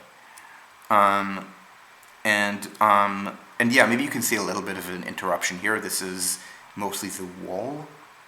This was part of the wall. And so there was a lot of disinvestment on both sides. To the point that a lot of the buildings, for example, here in Köpenickstraße, a lot of these are new buildings. So you see undeveloped areas that are being developed. But again, that's not at all the original Berlin to Rixdorf boundary. In contrast with Spandau, you do see the difference. With Spandau, we see high density here in Charlottenburg, which by the way was also an independent city, which you don't really notice on current maps or current satellite view. I mean, you might be able to tell that there's a city center here, but that's just, again, that's a Cold War artifact. But, so we see high density up to and just beyond the ring, then low density around here. And if you go a little farther north, these are like garden houses. This is like literal single family, like Gartenhäuser. And then again, we see this kind of low west end density. We see the Olympic Stadium, the one where Hitler hoped to show Aryan superiority and was very bummed about Jesse Owens. To be fair, FDR also was bummed about Jesse Owens and did not invite him to. I didn't believe he did not invite him to the White House. Like some promises that America made to black people, it fulfilled. Many others, it did not. And but Spandau is beyond that. So we see a kind of not common pattern within a city where we see density, low density, and then back to density. We see it. We absolutely see it when it's truly independent suburbs. You see it between Frankfurt and many of its suburbs all the time, but it's atypical here, the independence of Spandau. So it's difficult for me to evaluate things in Spandau. First of all, I've never been there, but second, because I can't tell to what extent it's something that could be served as just connections from Spandau to city center via the S-Bahn, for example. And there is expansion of the S-Bahn that's happening beyond Spandau. Now, why would the S-Bahn terminate at Spandau? Well, remember, there was a Western network and an Eastern network. So West Berlin, East Germany. So they would not have any reason to continue with the Western network past Spandau. And then in the 90s and 2000s, the priority was to complete the core section, so to restore the core section, especially the ring. And so the expansion in Spandau, I don't think is bad, but it's difficult for me to tell you anything about how to prioritize it beyond looking at ridership projections. And the ridership projections of this proposed U7 expansion look okay. So they should do that. What else? Maybe you want to U2 to Spandau. This is something I'm skeptical of because the ridership on this section is kind of weird. It's kind of not weird, weak. It's essentially a way to have another route into Spandau, but Spandau already has U7. It has, much more importantly, the Stadtbahn. The Stadtbahn, importantly, is mostly from the east to the center. And this is important because it means that from the west, you want to overload it as much as possible for symmetry. Essentially, I won't say you have trains running empty, but it's not even. But you sometimes don't even have trains running. The maximum frequency in Berlin, and I don't know why, because it could be a lot better. In Munich, it's 30 trains an hour through the central section. In Berlin, on the central section, is only 18. So a lot of trains from the east terminated Warschauer Straße or Ostbahnhof instead of continuing through. The ones that go through, they change numbers. Essentially, the numbers tell you where you go in the east, not in the west. But the way that it works is that it's 3 trains every 10 minutes, of which 1 train turns at Westkreuz and doesn't go further. 1 train goes to Spandau and 1 train goes to Potsdam. So you want to add more people here. You want to add more infrastructure here to get more people to use this, because you have trains that run to Westkreuz and don't run beyond. So you have a lot of spare capacity here. And so they absolutely should be doing things like this, like to Falkensee or even beyond. Or even here for like the extra. Again, you want as much Stadtbahn expansion to the west as possible. You also want to try to get people from Wannsee who have the option of the north-south tunnel. Wannsee who have the option of the north-south tunnel and the Stadtbahn to take the Stadtbahn. It's faster and, again, underused in this direction. And so this is as far as the S-Bahn. There's also S21, which has just announced a delay due to some problem with the concrete on the crossing the water.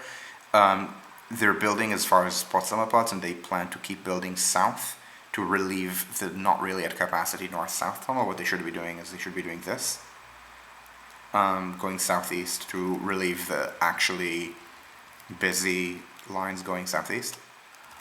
But again, that's S-Bahn, and Siemens Bahn, which is already being built.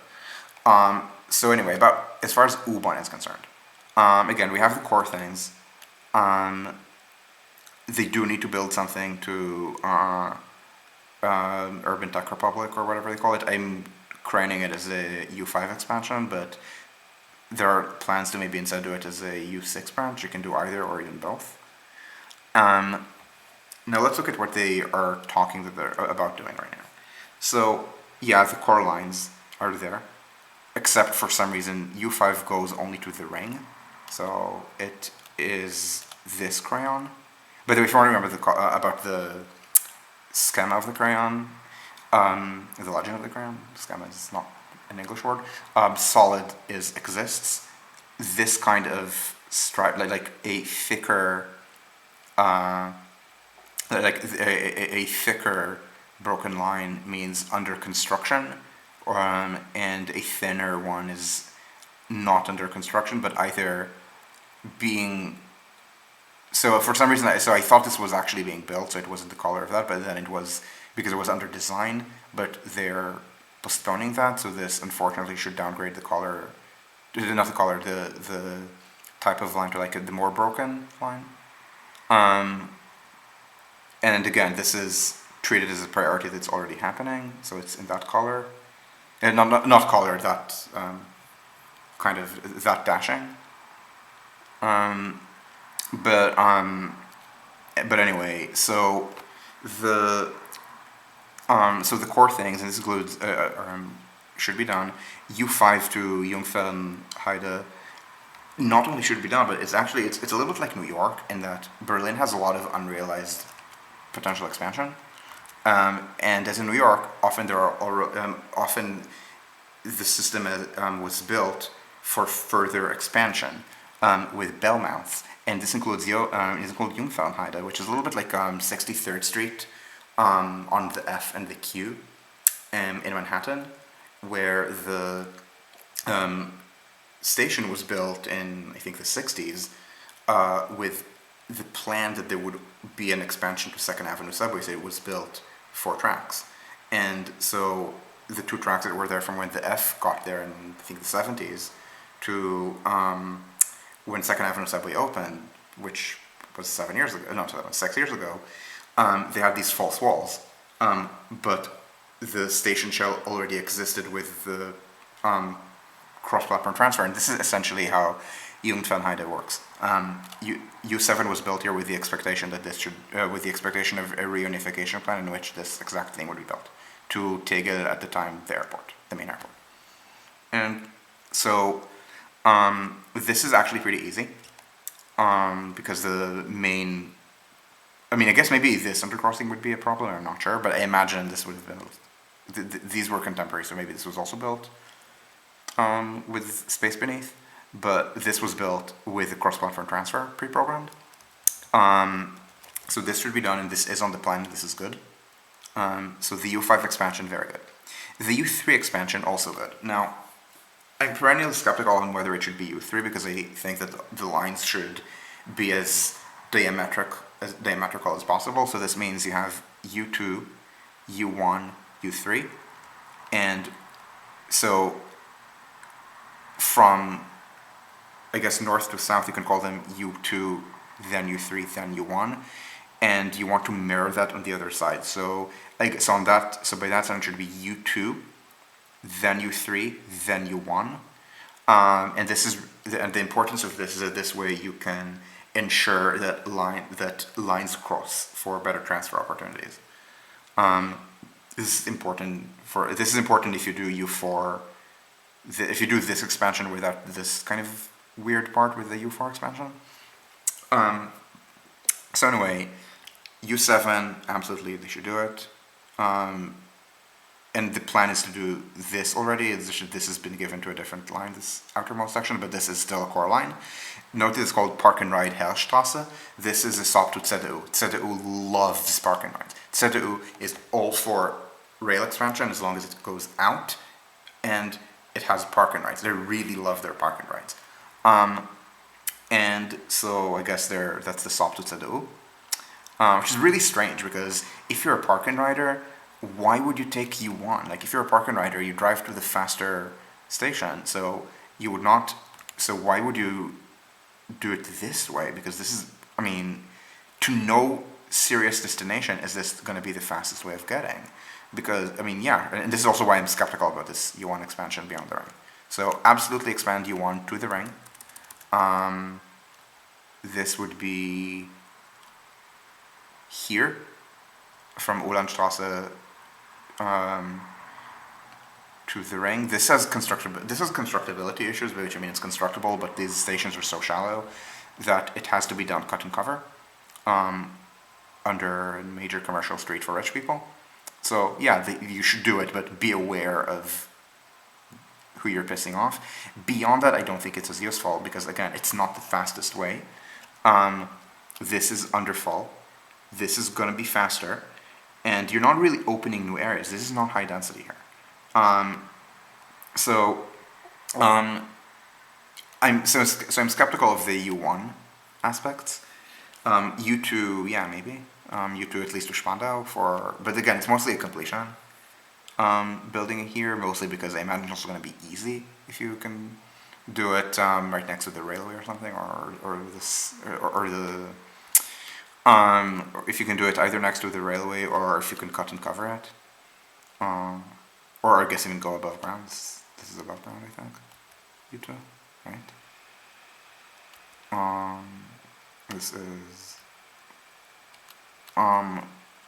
but it's not something that is that important.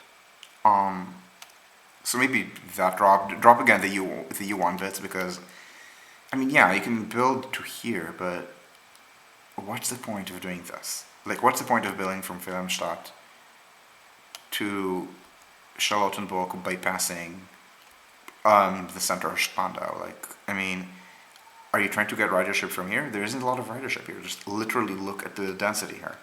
And no, this is not where the big redevelopment plans are going to happen, because the big redevelopment plans are going to be where the best access to work is, and this is not in Spandau or in Westend. It's going to be looking for more sites in city center against the gashes left by the ring. If there's going to be a Gorko, they might actually start redeveloping around Tempelhof, or they might not. I mean, you should always count on Francisco Giffey to do the absolute wrong thing.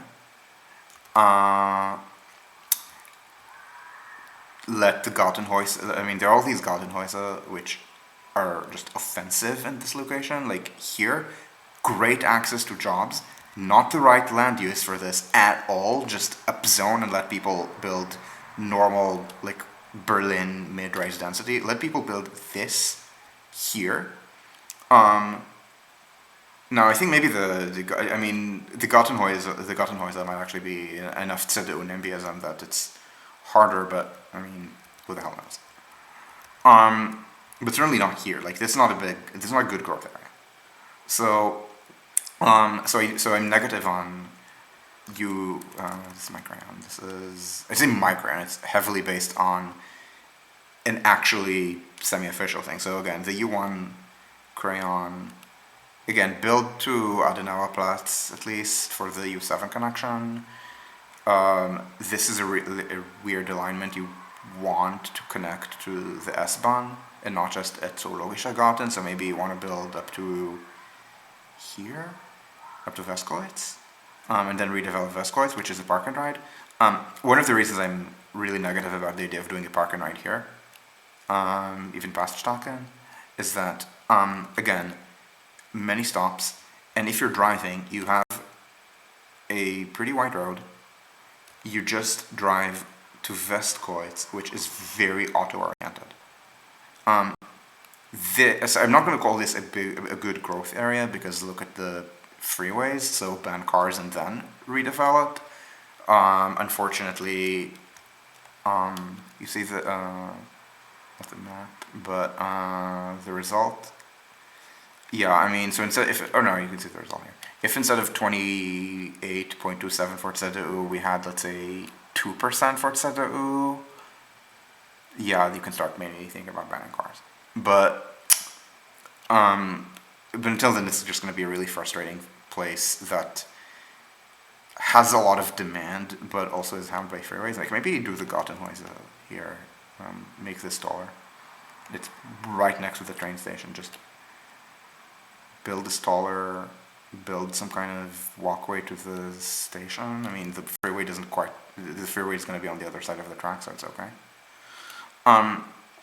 And at any rate, so the park and riders are probably not going to drive here. Maybe the ones from the suburbs will, but then why the hell is BVG proposing something that is mostly for the benefit of people from the suburbs who are park and riding in the city specifically to avoid Zone C fares? And even the Zone C fares are not going to be relevant anymore because there's going to be the 49 euro ticket. And I guess maybe within the city it's the 29 euro ticket, but you're saving 20 euros, don't be cheap. Like, I mean, the traditional ways is that Zone AB is 86, and I think Zone ABC is, I don't know, 120 something maybe. So you're saving maybe more money, but seriously, don't be cheap. Don't, and certainly not as a proposal for people in Berlin when you're BVG. Why? Just, so certainly people here would not need that. Again, if you're trying to capture more ridership from the Taylor Sponto, a walk-up ridership, sure, but I do think that the park and ride plan is sus. And not just in the sense that CDU is sus, it's just not a good park and ride location. Even if you kind of take CDU's transportation politics at face value. So, good minus the park and ride. I guess so, maybe. This I'm not sure about because this is already going to be an S-Bahn expansion. Probably bad. Great, do it yesterday. What else? U9 and U2, Pankokirche. I shouldn't use Achlaut, I'm not actually a Yiddish speaker. Pankokirche.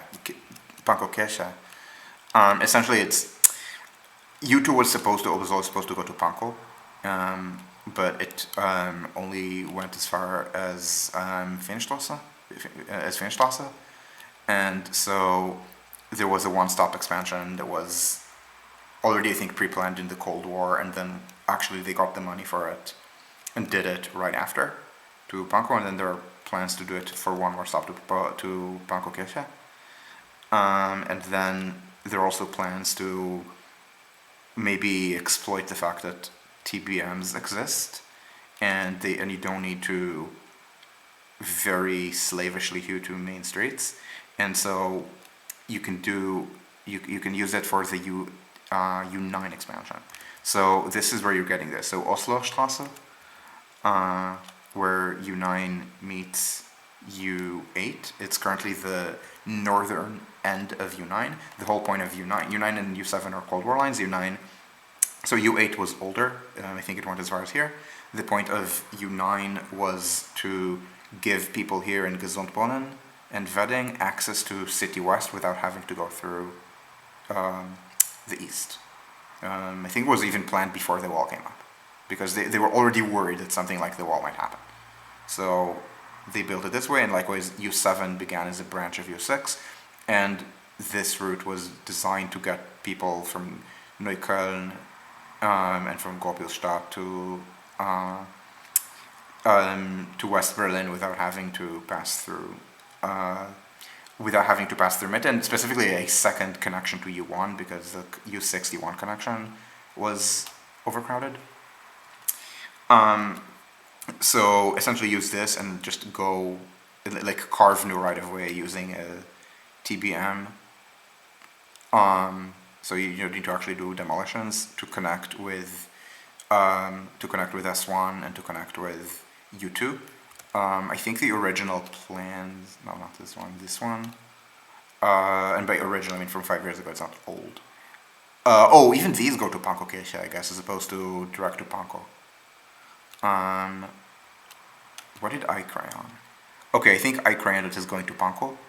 I'm pretty sure I've seen versions of this that go to Pankow, but maybe I'm remembering wrong, and the plan was always that this should go to Pankokirche, which is really weird because Pankow is also where you have S2, so if it's possible to get to Pankow and not Pankokirche, you should do that. But maybe there are constructability issues here that I'm not aware of, like maybe just easier to do a cut and cover station under Breitestrasse. Literally Broad Street. Like, this just looks like a better place to do a cut and cover terminal than this if you're going from the west, maybe is the point. Although, and I guess honestly if you're going here, just keep going on Breitestrasse just for the connection here, because just look at this, like this is at grade or maybe cut and cover, so you do this and then, actually maybe you do this and then you start tunneling around here also. But either way, it's something there where I would even go as far as to say that this, I'm not actually sure it doesn't go far enough. Maybe Panko Heine, let me check where Panko Heine's stuff is supposed to be on this map that is again not labeled with any, is it here? Because then I approve. Yep, yeah, so they're doing it right. Awesome, okay. No complaints anymore. So good. Good. Do it yesterday. Good. Maybe, probably not. Probably not. And then there are the good, at least to Mexico plots, which is not labeled here. To Dupel, that's, I mean, I guess the idea is to go to, again, to here. But, I mean, even this is not very high doesn't have a high ridership expectation, it's just for the completion. And yeah, they're going to build an S-Bahn expansion here, but I mean, I guess it just seems a little weird to me. Okay, yeah, we were asking about implications to Washington. No, I don't think there are implications. So remember that in Berlin, the U-Bahn is almost Parisian in how local it is. I think the average interstation here is 800 meters or something like that. And in London, it's, I think, 1.2 something kilometers. I think a kilometer and a quarter in London or Tokyo. And here it's, I think, 800 meters, or 850. Paris being about 500 something maybe. So the S-Bahn is much faster than the U-Bahn. We don't really have suburban metro, and none of the lines can become suburban metro. This is really important. So I'm gonna go, so far I've talked about outer expansions of lines with existing, it's Moscow, not Moscow, or the election, with existing core. So I'm talking about expansions of U8, U7, U9, U1, U2, not about the creation of new lines. So let's go on and talk about the creation of, and remember, all of these lines, these old lines, have a very dense city center spacing. So you should not use them, so there's no real suburban metro impetus. And by the way, this is also why I'm so negative on U0. Remember, the ring exists. U0 is not really serving a need that the ring doesn't already fulfill. Yes, you can maybe turn some of these into new centers, but why? I mean, you can already make actual ring stops. Do that. You don't I mean, there aren't a lot of places that need two rings. Does Moscow need two rings? Yeah, probably. I mean, not two rings that overlap, so one big ring and the old ring and the small ring, but Berlin is not the size of Moskva. Okay, Moskva is a huge city. It's unclear how big because the city proper is, I think, 11 or 12 million, and then with the oblast it's maybe 20, but the oblast might be well past the metro area, so I'm not sure it's actually a hyper city. It's probably, I don't know, 14, 15 million, basically London scale, maybe Paris scale.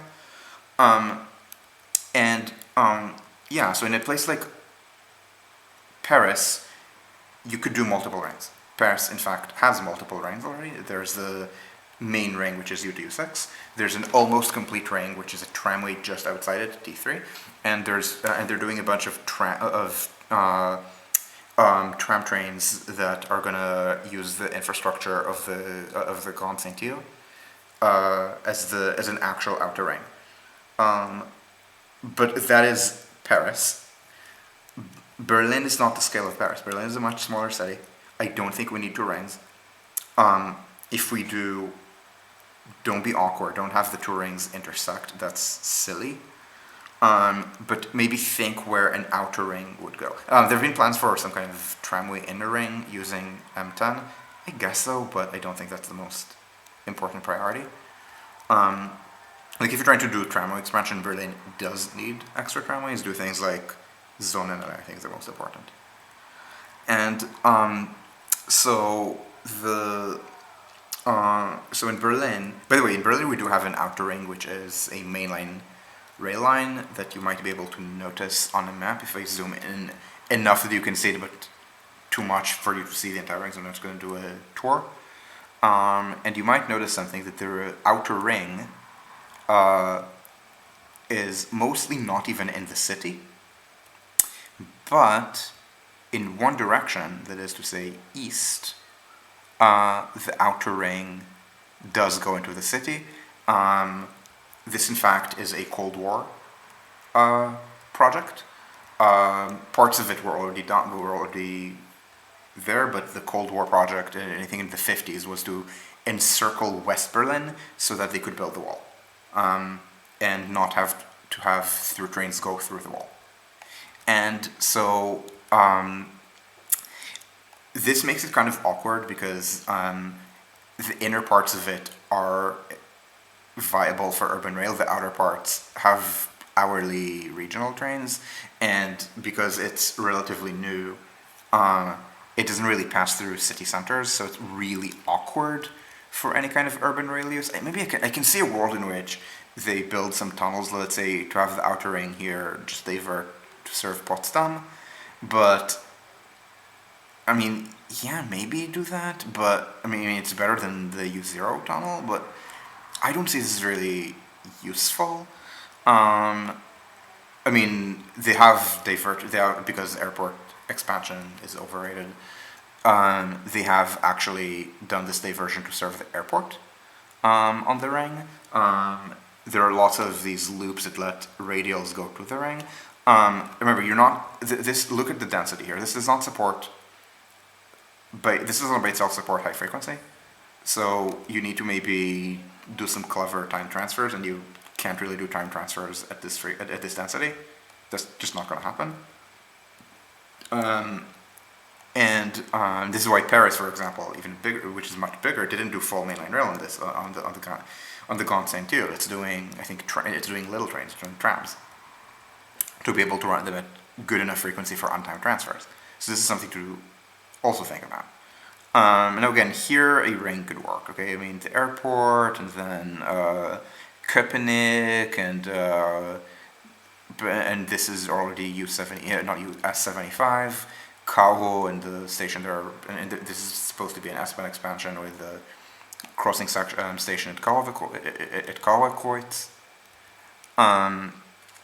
And then here, I don't know, maybe if you want to do a suburban entry, you tunnel to Märkisches Viertel and tell them, oh, you guys have this broken promise about an U-Bahn, so let's build not just one U-Bahn line, but two or something. And then maybe through Tegel, and then Spandau, and then I don't even know what you're gonna do here.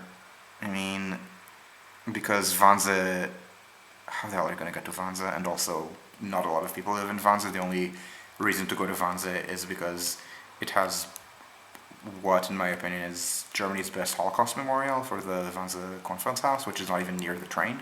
It's around here. And if you think I'm slagging on German culture for putting its best Holocaust memorial really out of the way, I in fact am. The kind of city center Holocaust memorials in Berlin suck. So I don't know, go Spandau to Potsdam. Again, you can do it, it's just kind of sus. Or you just say fuck it, fuck Wannsee, and cross somewhere around Steglitz-Zehlendorf or something. I don't know, but again, this is kind of sus. Certainly U0, which just, again, it's not a market that really has high value, like high high demand. So just delete this. This is stupid. And this gets us with the radials, because the radials could be built to be suburban metro, which requires them to be much better for long distance travel. But in Berlin, it's not a good idea to do so. In Washington, it is. Why? Because Washington is an American city with far more sprawl. So in Berlin, I'm just going to talk about the U3, U4 expansion. The U4 bit is a little sus to me. They're trying to make U4 into a real line with an outer expansion that I don't really see the point in it. I mean, maybe do this as a I don't even know. I mean, like, this is directly parallel to the north-south tunnel. The north-south tunnel is not really at capacity. They're building another S-Bahn project to make it even less at capacity. This seems sus. This also the outer expansion here on U9 seems kind of sus. To Bukarest also, like, I mean, this is Rathaus Steglitz. Yeah, you can expand a little bit, but at the end of the day, we don't actually have that much density here. So here, feeding the S-Bahn is much more important than trying to build another parallel line. This is also why I'm down on this U8 expansion to Buko-Süd. Like, I get why they're doing it, and the reason is that U7 doesn't get people to Mitte, but I don't really see I mean, okay, I can kind of see a world in which you can build a little bit to Brits, maybe? Just because there is more density here, but the density here is kind of meh. And at some point, like especially around Gropiusstadt, like, or especially around Gropiusstadt, people just U7 to U6 and it's a time transfer, it's fine. Here, the density is just not really, like, here's an example of where I do think that tramways might be better. Do a tramway here. To feed the U-Bahn better, to feed to let people from Buko get to get to Gropiusstadt, get to Gropiusstadt and get to the S-Bahn better, to Marienfeld and so on. So yeah, maybe this is better as a tram. But the point is that but the suburban extensions, again, some of them are good. These ones I'm highlighting to the south kind of aren't. These ones, U3, U4. Again, maybe you can do this as a U4. It's where did I put that? It's here. It's also like in the might actually be done color, the red one, not the dashed yellow. But instead of, the idea was to just get to Hauptbahnhof and terminate there. And I guess the new idea is to get to Hauptbahnhof and then from Hauptbahnhof, keep forgetting how to tab. And then from Hauptbahnhof here to get to Kulturforum. So U4 only runs from Nollendorfplatz to Innsbrucker Platz, but this already exists. Essentially, part of the U3 plan is to extend U4 one stop to Kulturforum Magdeburger Platz, and then the idea is, I guess, to build a tunnel from Hauptbahnhof to Magdeburg Platz, I guess. Especially if you can cut and cover here then, to make it cheaper, but this looks a little bit weird to me, to be honest. Like, I can see why they're doing it, but it is kind of weird, this section. This I can see, like the east-west bit I can see. This is kind of like an additional service on the tramway that's pretty, to replace the tramway that's pretty basic. And of course the most important is this. It's the old U10 line, which could go to Parkstadt or to Falkenberg. It's on my Crayon. I think it's on my Crayon in a slightly different format. The format being, I think it's actually the exact same, except I am cutting it one stop short of its terminus just to anchor it with the S-Bahn, but maybe you can also do a one-stop expansion. That's fine. And then you make all these stops, and then there's already a Bellmouth at Alexanderplatz for another line that goes exactly here. Again, this is a Cold War era U10 plan, and then it goes like this, and then the original plan would have taken it here to give too much service to Steglitz, and the new plan is to meander a little bit and take over either U1 or U3. And essentially eliminate the current situation in which U1 and U3 are branches on the same track. Now you can't do it as a suburban metro, because to be a suburban metro you need to skip a lot of stops. And now this is the S-Bahn connection, you're not skipping that. This is the orbital tram connection, you're not skipping that. Can you skip this and this? Yeah, but why would you? Like, a lot of ridership comes from here. And so essentially, like, the density pattern in Berlin is just not good for this kind of suburban metro. Now, yeah, where you're asking me about Washington, and Washington does not look like this. You see this? Now, I'm saying you to Yangbo, but I mean, you know what I'm gonna say. It's like other viewers that might not know this, that all of this stuff is illegal to build in most of Washington. So yeah, you can do this kind of density for the Berlin U-Bahn or the metro if you have that kind of housing. Let's look at Washington D.C. for a moment. Let's look at the capital of another country that is talking all the time about how it's helping Ukraine while delivering bare minimum.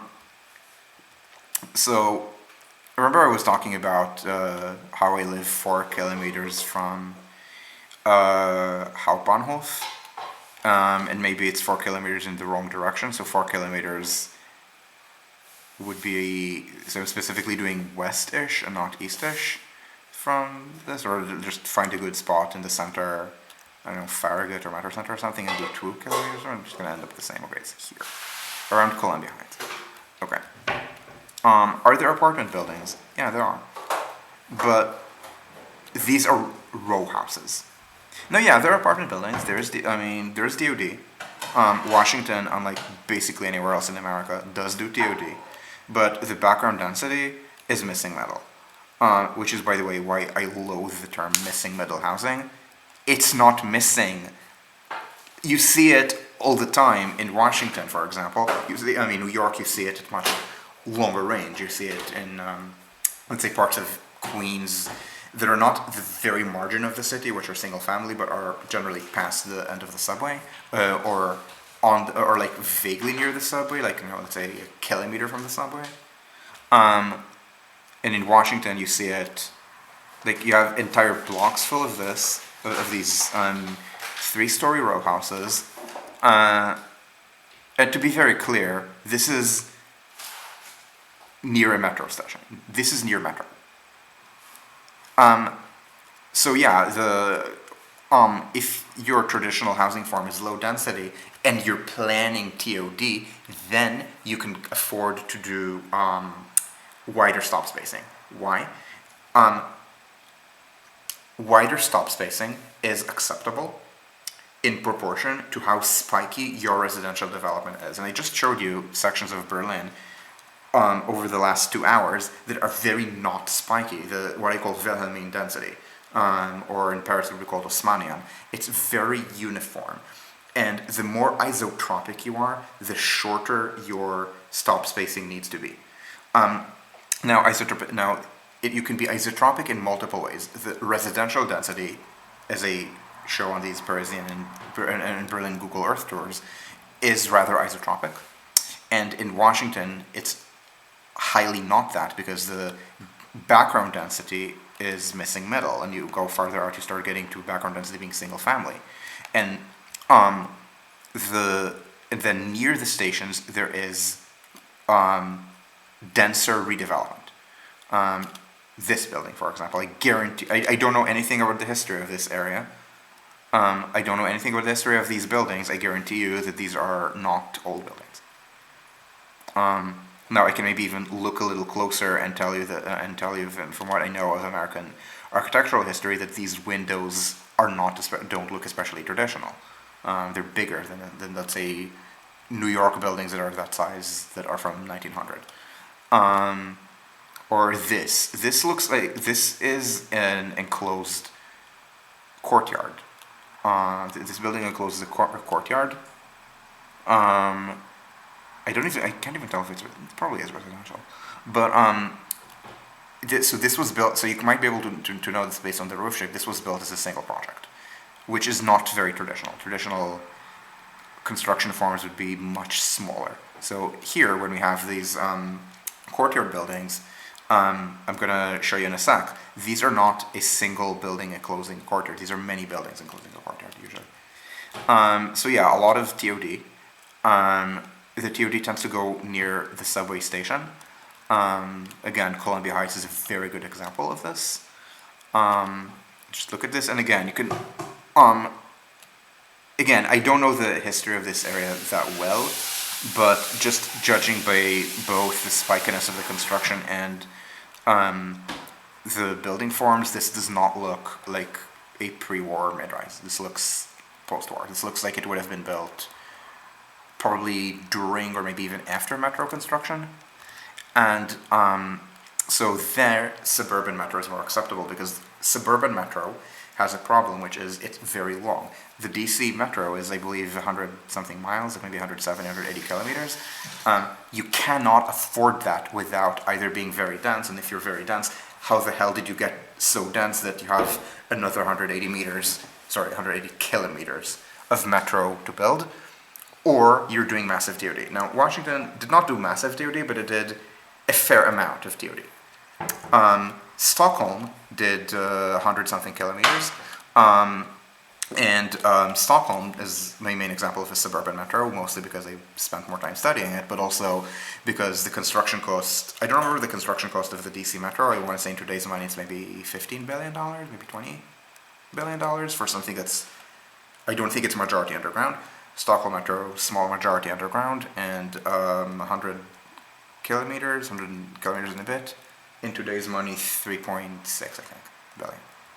So it's helpful to have absurdly low construction costs, as in post-war Sweden. But even then, the high benefit cost ratio of this relies on extensive transit-oriented development, which is very spiky.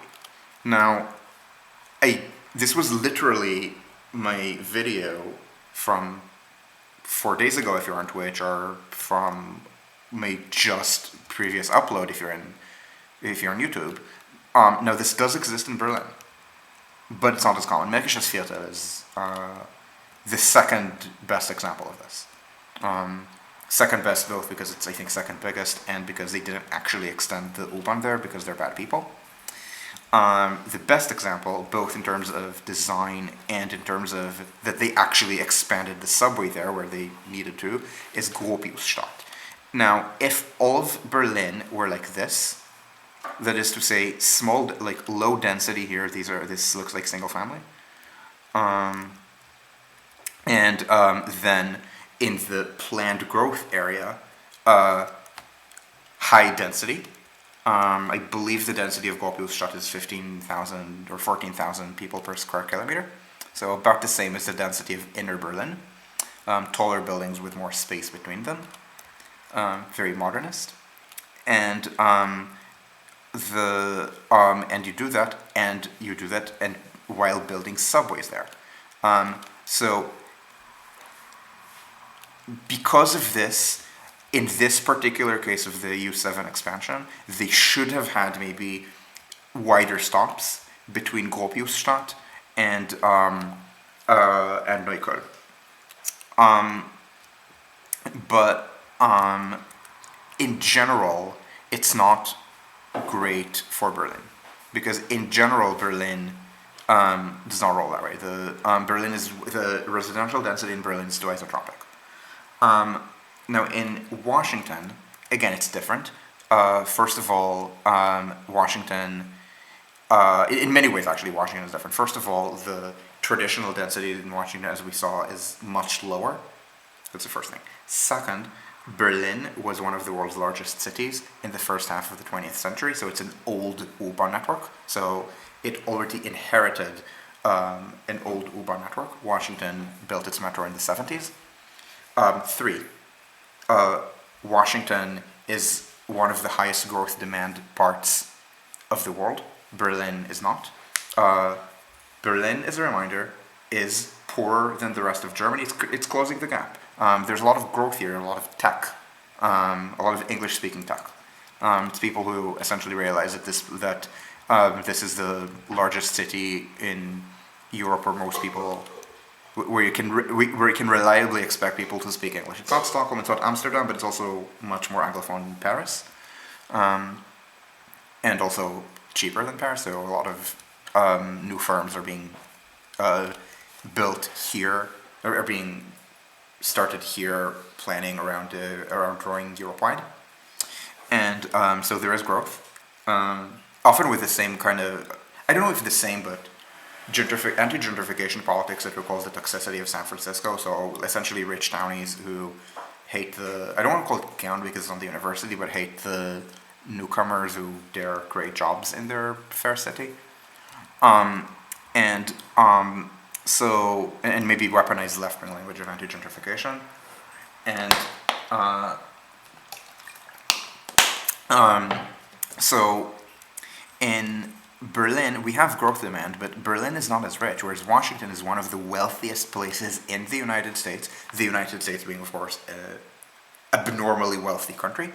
Now, American productivity is basically the same as in France or Northern Europe, it's just Americans work longer hours, but immigrants look at how much money I shouldn't say we because my parents don't need it, but how much immigrants they can send home.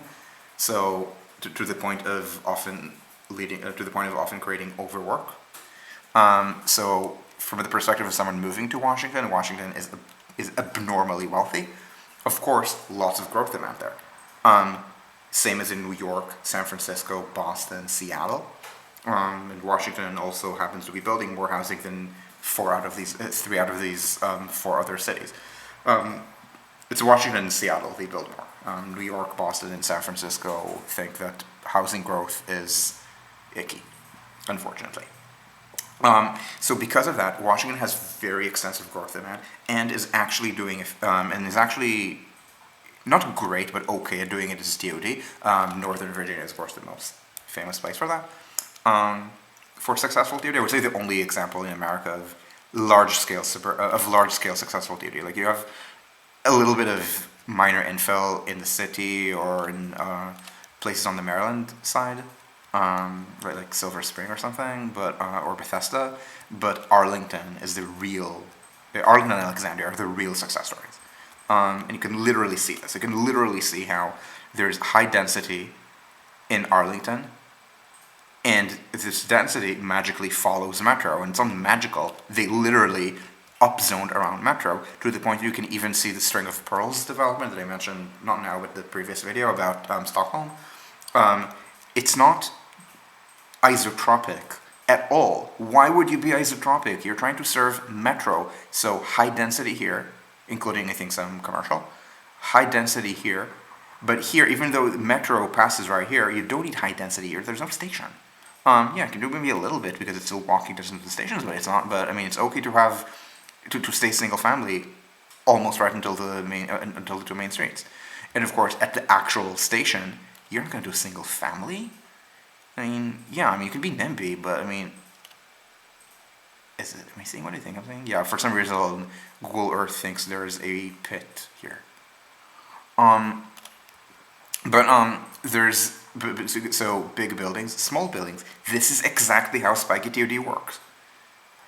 It offends a lot of people, often because in Toronto, for example, the TOD is insufficiently thick. Like they only redevelop Yonge Street, for example, and not the side streets. And here they redevelop it as slightly healthier radius, and I would argue that maybe they need to redevelop it at an even larger radius than that.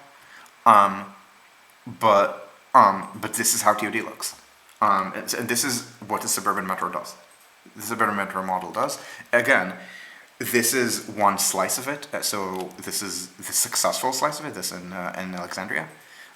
In the rest of the DC region, it has not been done as well. It's been done, but not as well. And then for the best North American examples, I would go to not the US, but Canada, Vancouver mainly.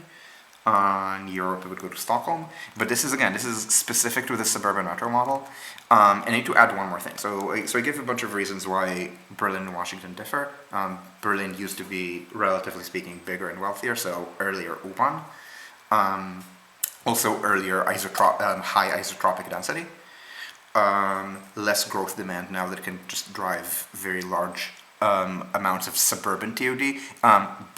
There's not a lot of demand for housing in Brandenburg. So in Berlin, it's within a more compact radius. Not compact enough for trams, but compact enough for an U-Bahn. And the fourth thing is the S-Bahn. Washington does not have an S-Bahn. Now, Washington could build itself an S-Bahn if it wanted, but remember, Berlin was one of the largest cities in the world 100 to 130 years ago. Washington was not. I believe Berlin's ranking in world cities in 1900, it was in the top 10, and Washington was not in the top 10 in the United States. So this means that during the era when mainline rail was being built in significant quantities, Washington was not an important city, nor was it especially industrialized. The manufacturing belt of the United States was in the north, but Washington was a little bit too far south. The southern end of the manufacturing belt on the East Coast was Baltimore, not Washington. And the manufacturing belt would have did go between Boston, along the along what is like I-90 connects essentially the cities at the northern end, so up to Buffalo. It did not really go into Canada. Canada was not industrialized until the Depression, because in the Depression there was a decline in world trade, a lot of tariffs, a lot of mutual trade barriers put by the various powers. In America, it would be Holly Smoot, I believe, and in Britain retaliated with its own tariffs, but in Britain. The situation was the tariffs were never about just the UK as we know it. The tariffs were always about the Commonwealth. If you were pro-free trade in Britain, you were a liberal. You wanted free trade, and if you were pro-protectionism, you didn't want protectionism just the UK. You wanted something called imperial preference. That was the Tory party's position.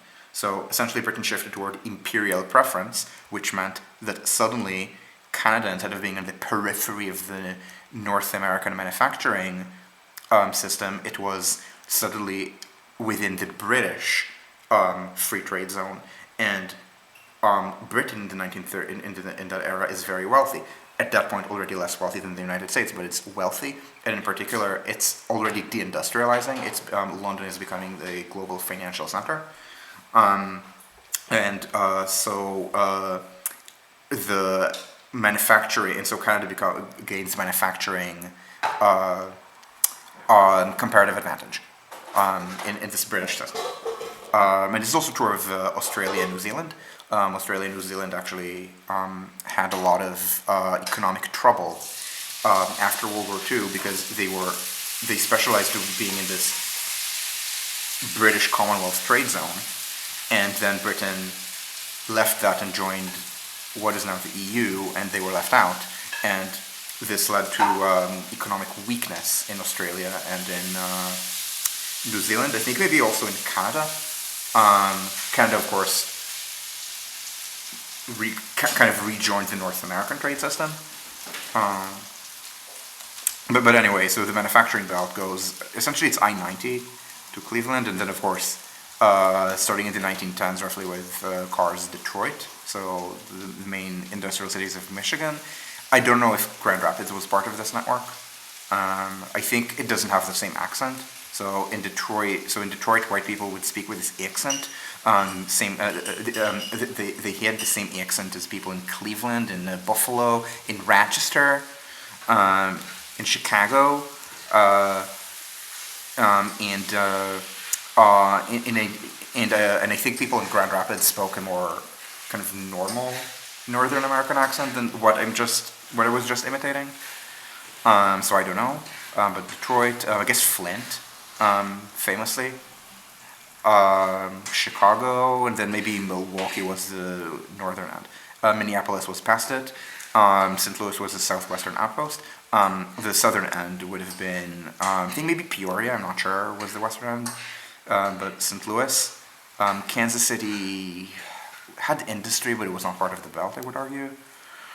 St. Louis, then maybe Indianapolis, actually. Different cultural heritage from Cleveland, but lots of manufacturing. Detroit was obviously the number one auto city, but I think Indianapolis was at one point number 2 before it became Cleveland or something. Cincinnati. Then roughly it follows the border between Ohio, the southern border of Ohio. West Virginia was never part of the manufacturing belt. Pittsburgh, of course, was, and then Baltimore. So the point is that not a lot of industry, not a lot of railroads, So yeah, you can do an S-Bahn in Washington, but you're going to have literally 2 lines on the Virginia side, three on the what's it called, three on the Maryland side. That's not an S-Bahn. And you can't even use the S-Bahn for urban trips because metro has already been built along the key alignments, so you can't even at least use them for extra. I mean, you can, but they're not going to be very useful.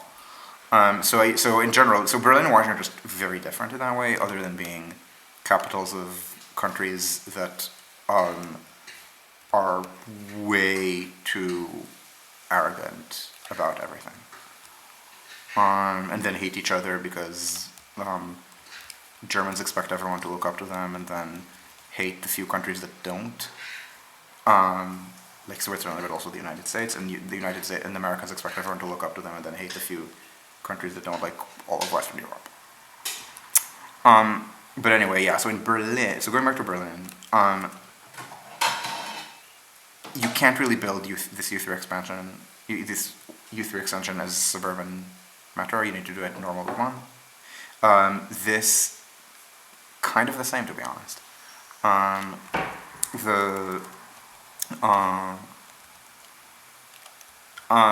The density here is such a kind of you're forced to make all these stops. And yeah, maybe like the thing is, maybe you can say, oh, there's less density in Lichtenberg, so you can skip more stops here. But the problem is, this is probably the best DoD zone along this entire area. So you can't really have it run fast. Yeah, you can serve Malzahn, you can give like the AfD members more subway service to this East German housing project density that they're not going to actually use because they're AfD members, they drive. But not everyone here votes AfD. It's on like maybe only 30-40%, so for the rest of Malzahn, yeah, sure.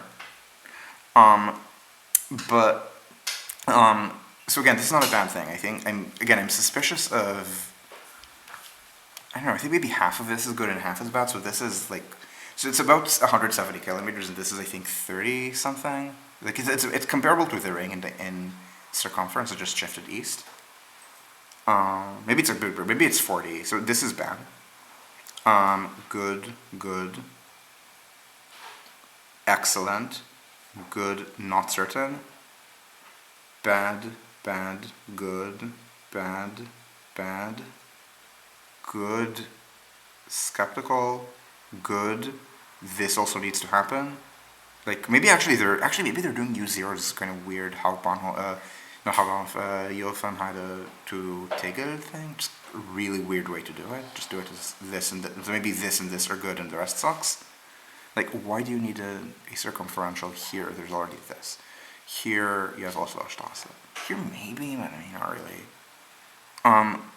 It's just circumferential where there's no need for one. So yeah, I guess half of this plan is good, half of this is terrible.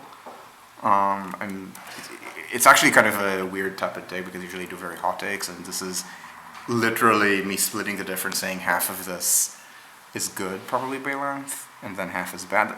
I'm actually tempted I need to go. It's like, right, I mean, it's been almost 3 hours. All of my Crayon streams are long. So I'm gonna just compute the length of this just for completeness' sake, and then take questions. So let's say the good U3, it's the longest, so it's from Noldorfplatz. Maybe a little bit extra, I'm not sure, but it's not going to matter that much. So this, and I'm going to be rather sloppy about doing doing exact alignments because it doesn't actually matter that much for the purpose of measuring distance. This. The idea is not to go direct to here, but to capture density. Sorry, to capture density here. So you do this, and then I drew it as far as here because of density here. But I guess you could push it one stop further to the end of the tramway. This is 16 and a half. I'm gonna forget, so I'm not using to be very clear, I'm not using a calculator out of not knowing how to add. I'm using a calculator because at my age I forget things.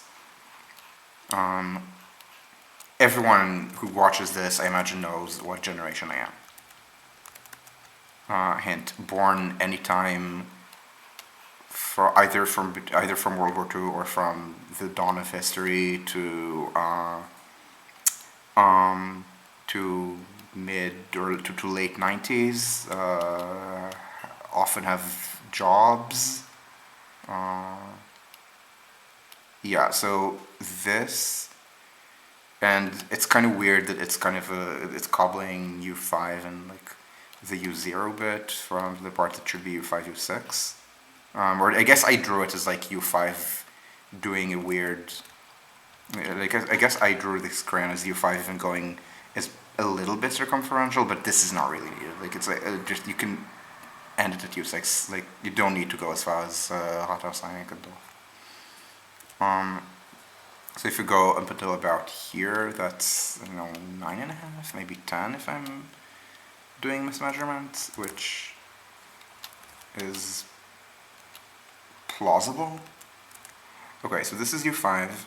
No, this is U5 in my crayon. So this is U5 and the parts that should be U5 but aren't. This is U3. Let's do U7 as this, not as this and U1 separate, because again the U1 bit is just bad. So it is something like this, maybe? Durchdachen? It's called Park and Ride Heerstrasse, so the idea is not to redevelop this, which again, terrible idea.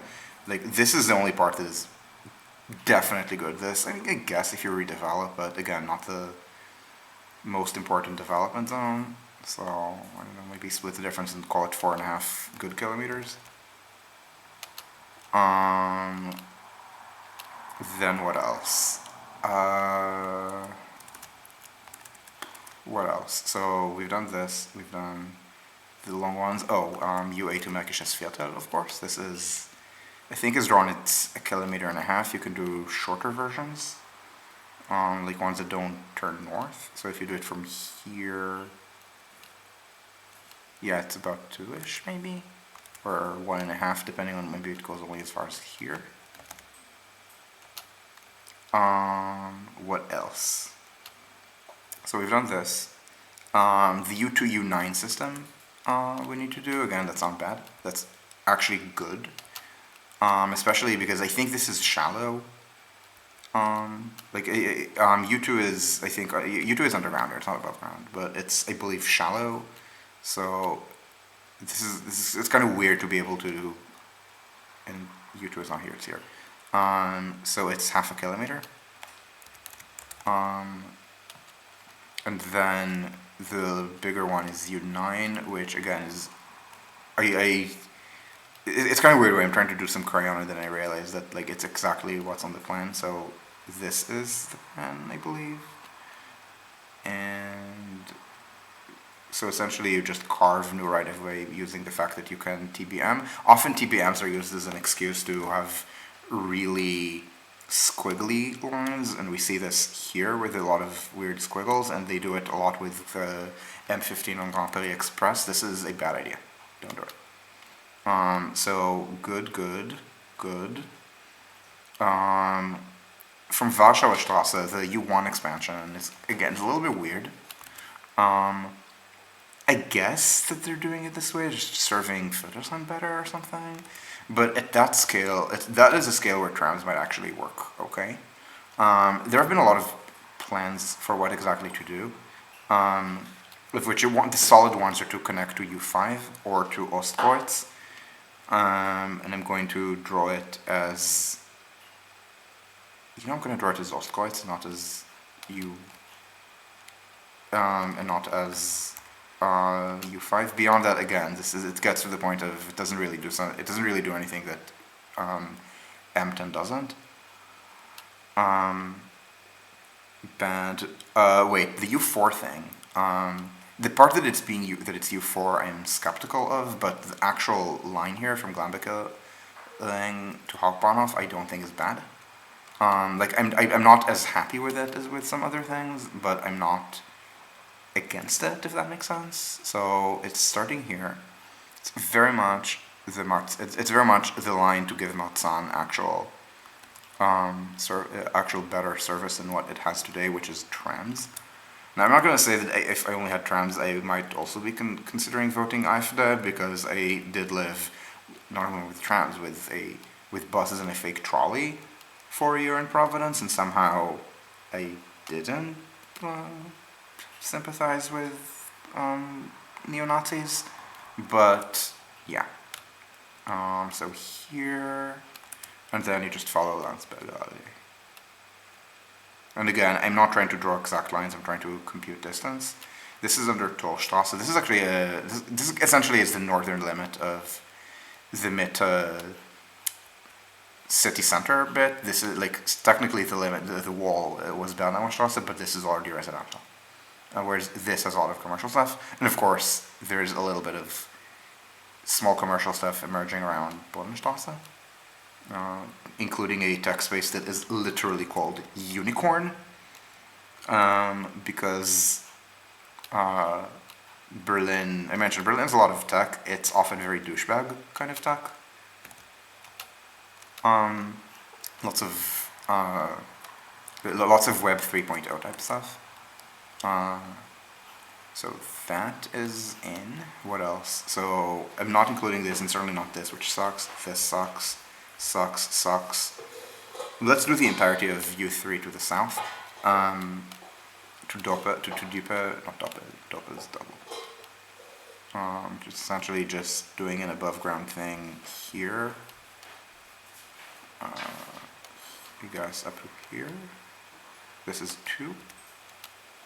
57, and I will hate myself if it turns out that less than half of the proposal is actually good.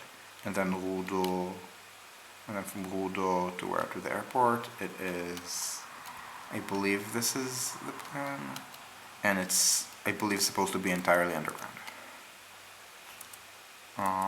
And because I don't remember the, let me look here. Okay, so you do pass through Schönefeld.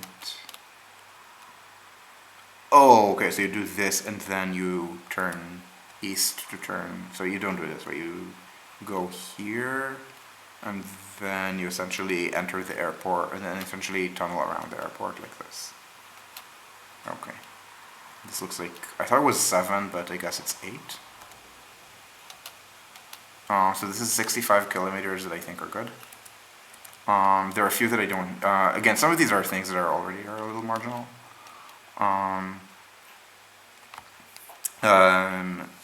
Like, especially the U1 expansion to the east. Oh, U1 expansion to the west, I forgot. Not the bad parts, but the good parts. So the parts that just take it to the ring to avoid being this kind of weird route that is the only one in the system that doesn't hit the ring. And not only that, it doesn't hit either side of the ring. It doesn't hit the ring, which means it doesn't hit either side. But most lines hit both sides of the ring. Because U5 doesn't. U3 also doesn't, but only because it's a branch of U1. And the plan for how to improve it does have it hitting the ring. This would be this, I guess. This is 3. Okay, 68. It's almost exactly half. I'm happy. No, it's not actually. Half would be 85 and this is 68. Yeah, I'm not happy. Anyway, are there questions? So again, the bad part is this. Actually, maybe we can include this, but this is already kind of sus. This is just bad. This is terrible. The new ring. Why? We already have a ring. These literally look like Crayon. These literally look like someone Crayon something. Like U4 is this kind of bad line that everyone wants to do something with, because it doesn't serve anything interesting. Like if you want to do this card, then it's like this. It's another 2.5. are the parts that I didn't include on the calculator that might be viable, and then from Rouleben,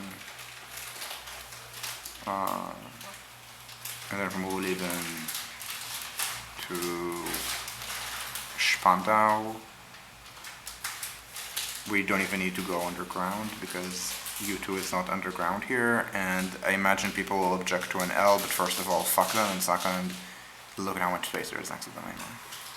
So this is, I guess, another 3. So I guess it's another, what did we say, 3 plus 3 or something like this to this instead of 3? No, 2.5. Like something like another 5.5 or 6. I can see the rest get really bad things. So yeah, build half of it, give or take.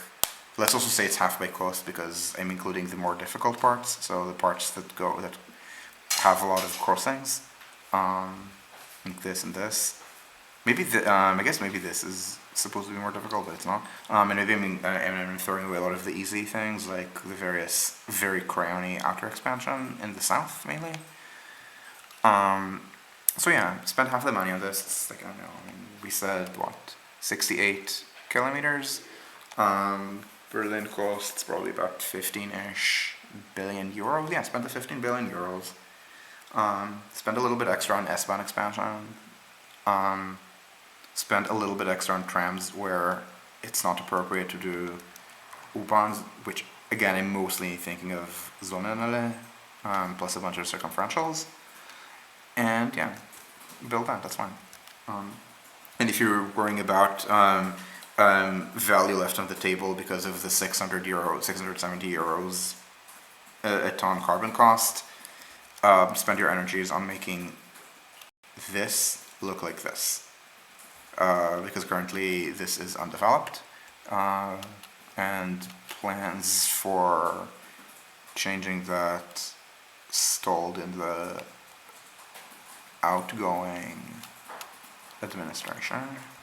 And yeah, maybe they're going to change that in the incoming one, but I don't really see a world in which they become the EMB. I mean, maybe, but CDU is not an especially EMB party. CSU is famously NIMBY. In Bavaria, there's almost no wind power, because CSU passed a development law that is explicitly intended to empower NIMBYism, because CSU finds alternative energy actively offensive, rather than just maybe less efficient than nuclear power or something. And so anyway, yeah, 3.55 square kilometers at normal Berlin density is 50,000 people. More if you're like more uniform.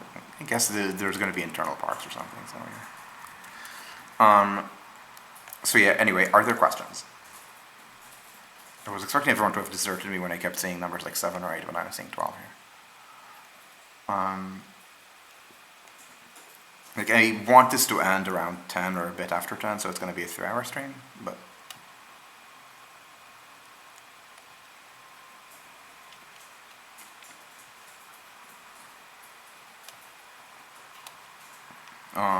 what is the lag? 16. Oh, it's a 15-second lag, so I definitely need to give people a lot of time to. See this first and then type questions.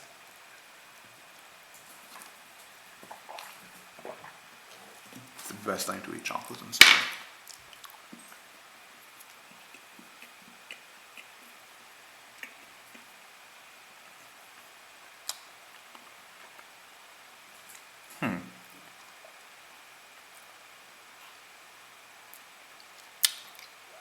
Let's see if I can hit 253, or rather 253 on this clock,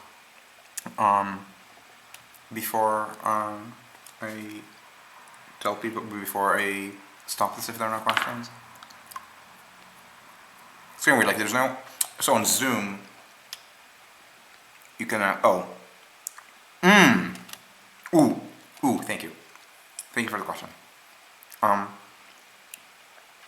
Okay. If there's 35 billion euros for rail expansion, and we're saying 15 of them build the U-Bahn, what do the other 20 go to? Excellent question. First of all, small fractions of them do go to expanding other kinds of Berlin-Brandenburg public transport, because this tunnel that I think Berlin should build, is an extension of S21, is not funded. I think S21 is funded through here, and they want to fund it through just doubling this, which is not, again, a good idea. So doing it through this is a couple kilometers that are charged at a high rate because it is commuter rail, so more expensive. Now, it is S-Bahn, which is unusually short trains for commuter rail. We have, the S-Bahn trains are 150 kilometers. And not kilometers, sorry, they're 150 meters in length, whereas the ELA is 210, 220, the Munich S-Bahn is 200. It's one of the reasons S-Bahn regional rail costs more to build. Citybahn in Stockholm, that's the trains are 214 meters, and I think they're planned to. I think the platforms are designed for up to 250. So this is 6-point-something kilometers. Not all of it is tunnel because I guess you go above ground and start tunneling around Görlitzer Park, and then make a decision of whether you're crossing the canal above or below ground. So it's like 5-ish kilometers of tunnel, but it's 5 kilometers of difficult tunnel. So I'm not charging that it's 200. I wish it were 200. I'm going to say 300 or even more per kilometer. So that is by itself is another 1.5 to 2.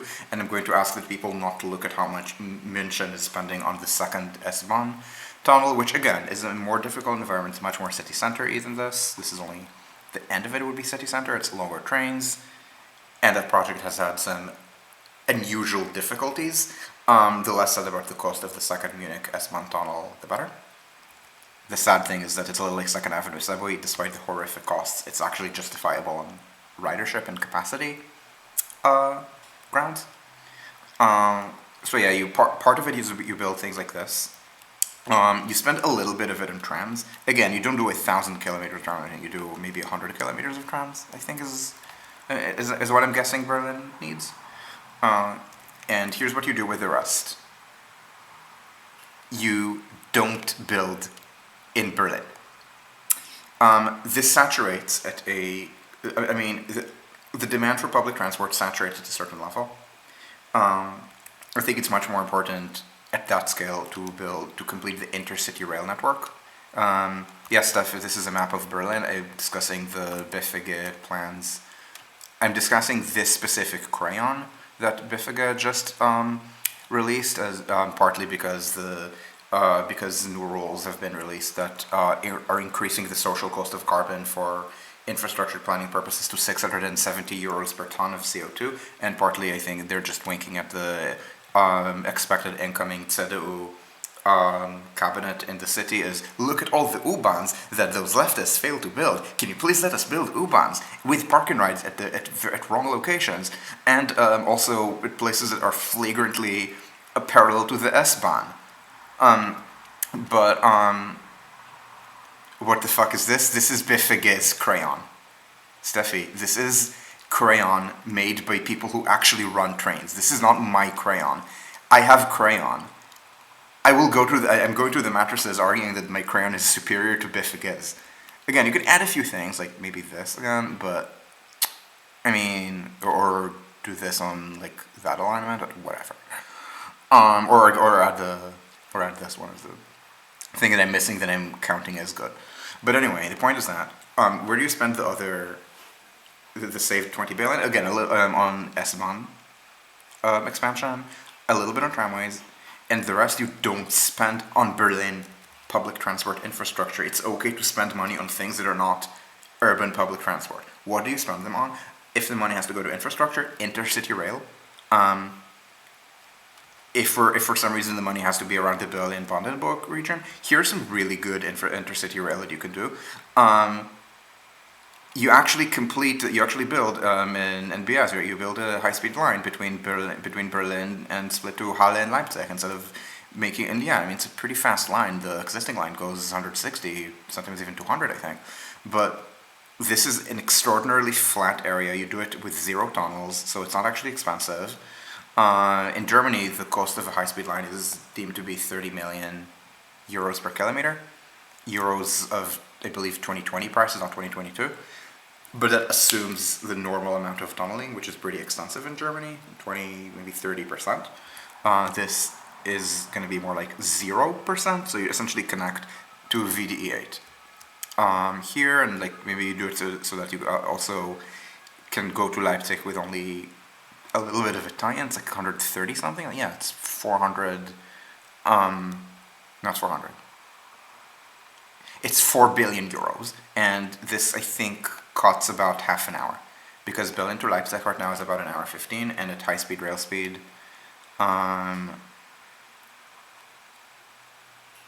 like this, it would be 45 minutes. So it cuts half an hour. It also cuts half an hour Berlin to Halle, and, or maybe even more, because Halle is not going to have the slowdown to city center as Leipzig. Yeah, it costs probably about 4. They cut 2 hours for 10, so it's technically more per minute saved, but it's also going to cut the same amount of time, not just to Berlin-München, but also Berlin-Frankfurt, because Berlin-Frankfurt is to Berlin-Halle or Berlin-Leipzig, Erfurt, and then Erfurt on a very slow line to Frankfurt that is slowly being upgraded. Like NBS upgraded, not like ABS upgraded. Yeah, north of Nuremberg. Yeah, north of Nuremberg. Yeah, I'm just talking about.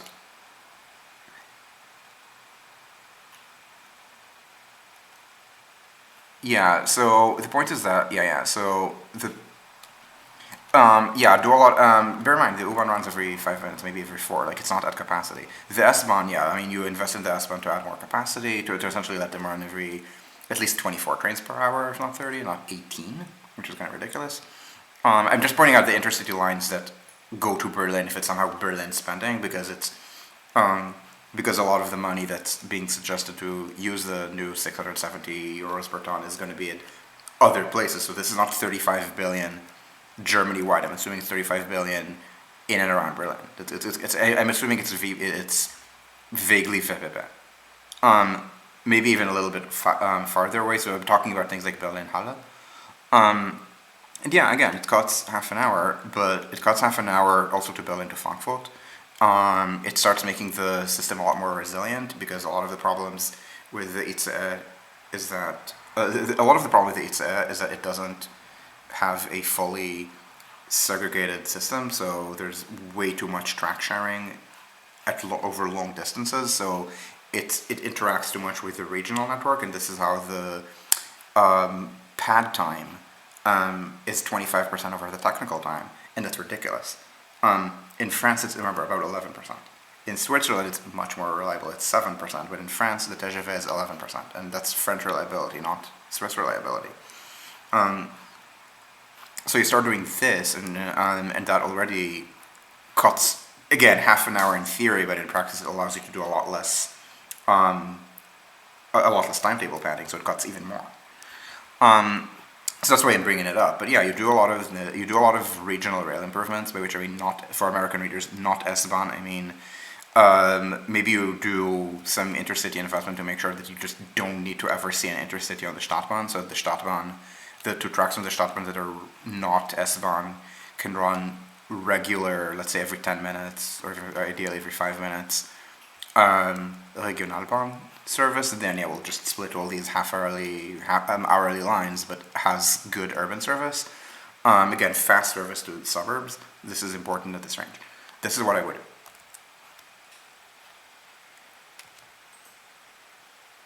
Yeah, that too. Berlin, Dresden. Oh yeah, of course.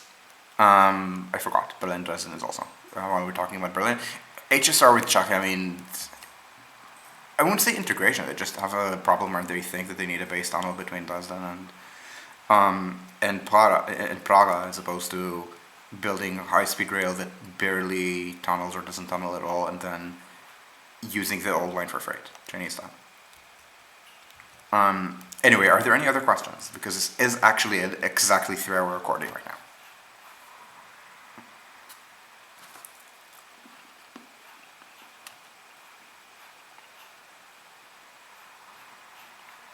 Yeah, so build then build a depot. I mean, I'm not even sure to what extent you need the.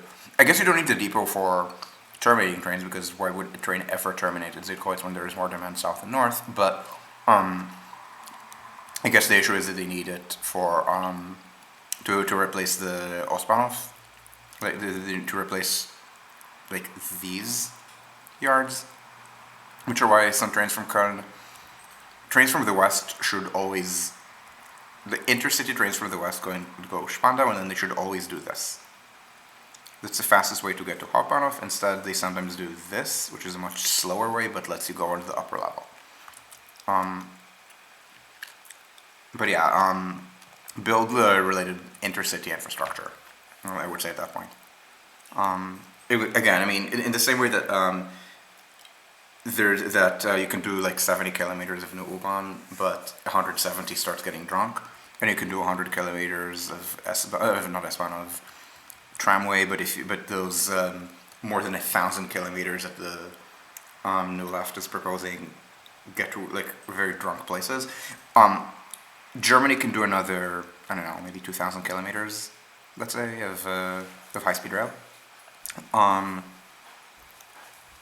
So yeah, do that, and then, but in this, that's just a lower hanging fruit. My point is that Germany does not need 5,000 kilometers of high-speed rail, but another 2,000 it can make do it. It's just a lower hanging fruit, and yeah, some of it also serves Berlin, so great.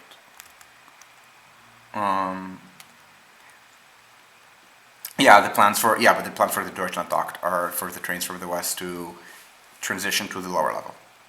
So this is something that is in theory supposed to actually happen. And then the only stuff that ever needs to use the upper level that's intercity is trains to Poland. And if you can find a way of doing an intercity thing that I guess goes south, and then maybe instead of like maybe toward Dresden, and then instead of going like this, then does this to Frankfurt an der Oder and then to Poznan, then that's good. Again, I guess maybe you want to entering from the south is fine, even though again Berlin is much more south than north. North being, I guess Hannover. I guess all of the west would be north, right? Because Hannover would be Spandau in the north, and then Hamburg. Or you can even do, in the same way you can do these kind of extra U-Bahn expansion that people would use, but not a lot, to justify the cost. And you can do the same thing with like high-speed trains that are being built out of Paris to like Le Havre or something, and then you can do things from Berlin to like Rostock and Stralsund. Anyway, yeah, all the Hamburg trains go all the way to München. Yeah, exactly, because there's more demand south to north, so all the trains from the north can pair to the south. Is the funding for these projects more local or national? Local. Okay. What do you mean by local? Practically the entirety of taxation in Germany is federal. I want to say 95% of taxes in Germany are federal. So states have the money that the federal government gives them by formula. But relative to that, they have a lot of autonomy about how to spend it. So for example, questions about how much teachers get paid are actually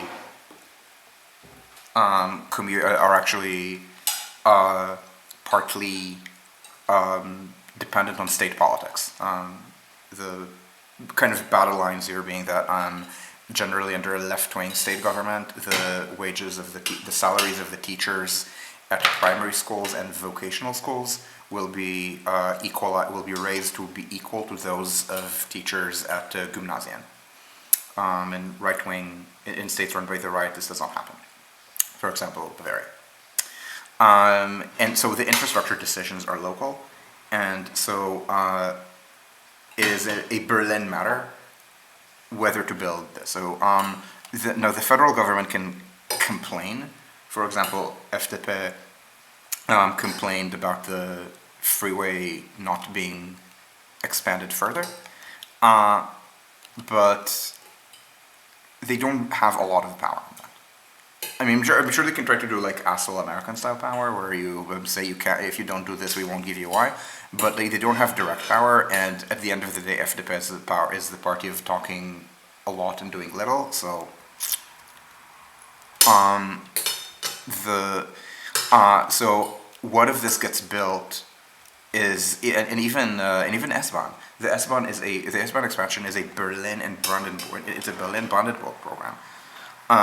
Even though Deutsche Bahn is operating the trains, these are not privatized.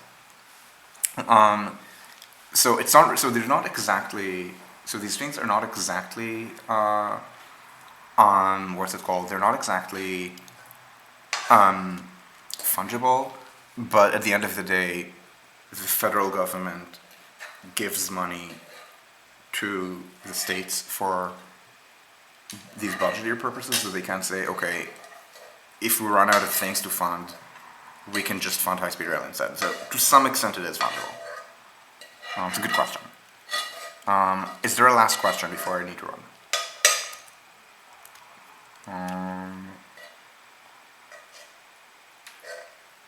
Oh yeah, I don't have the Matryoshka here, so I don't know how. I'm guessing 15 seconds?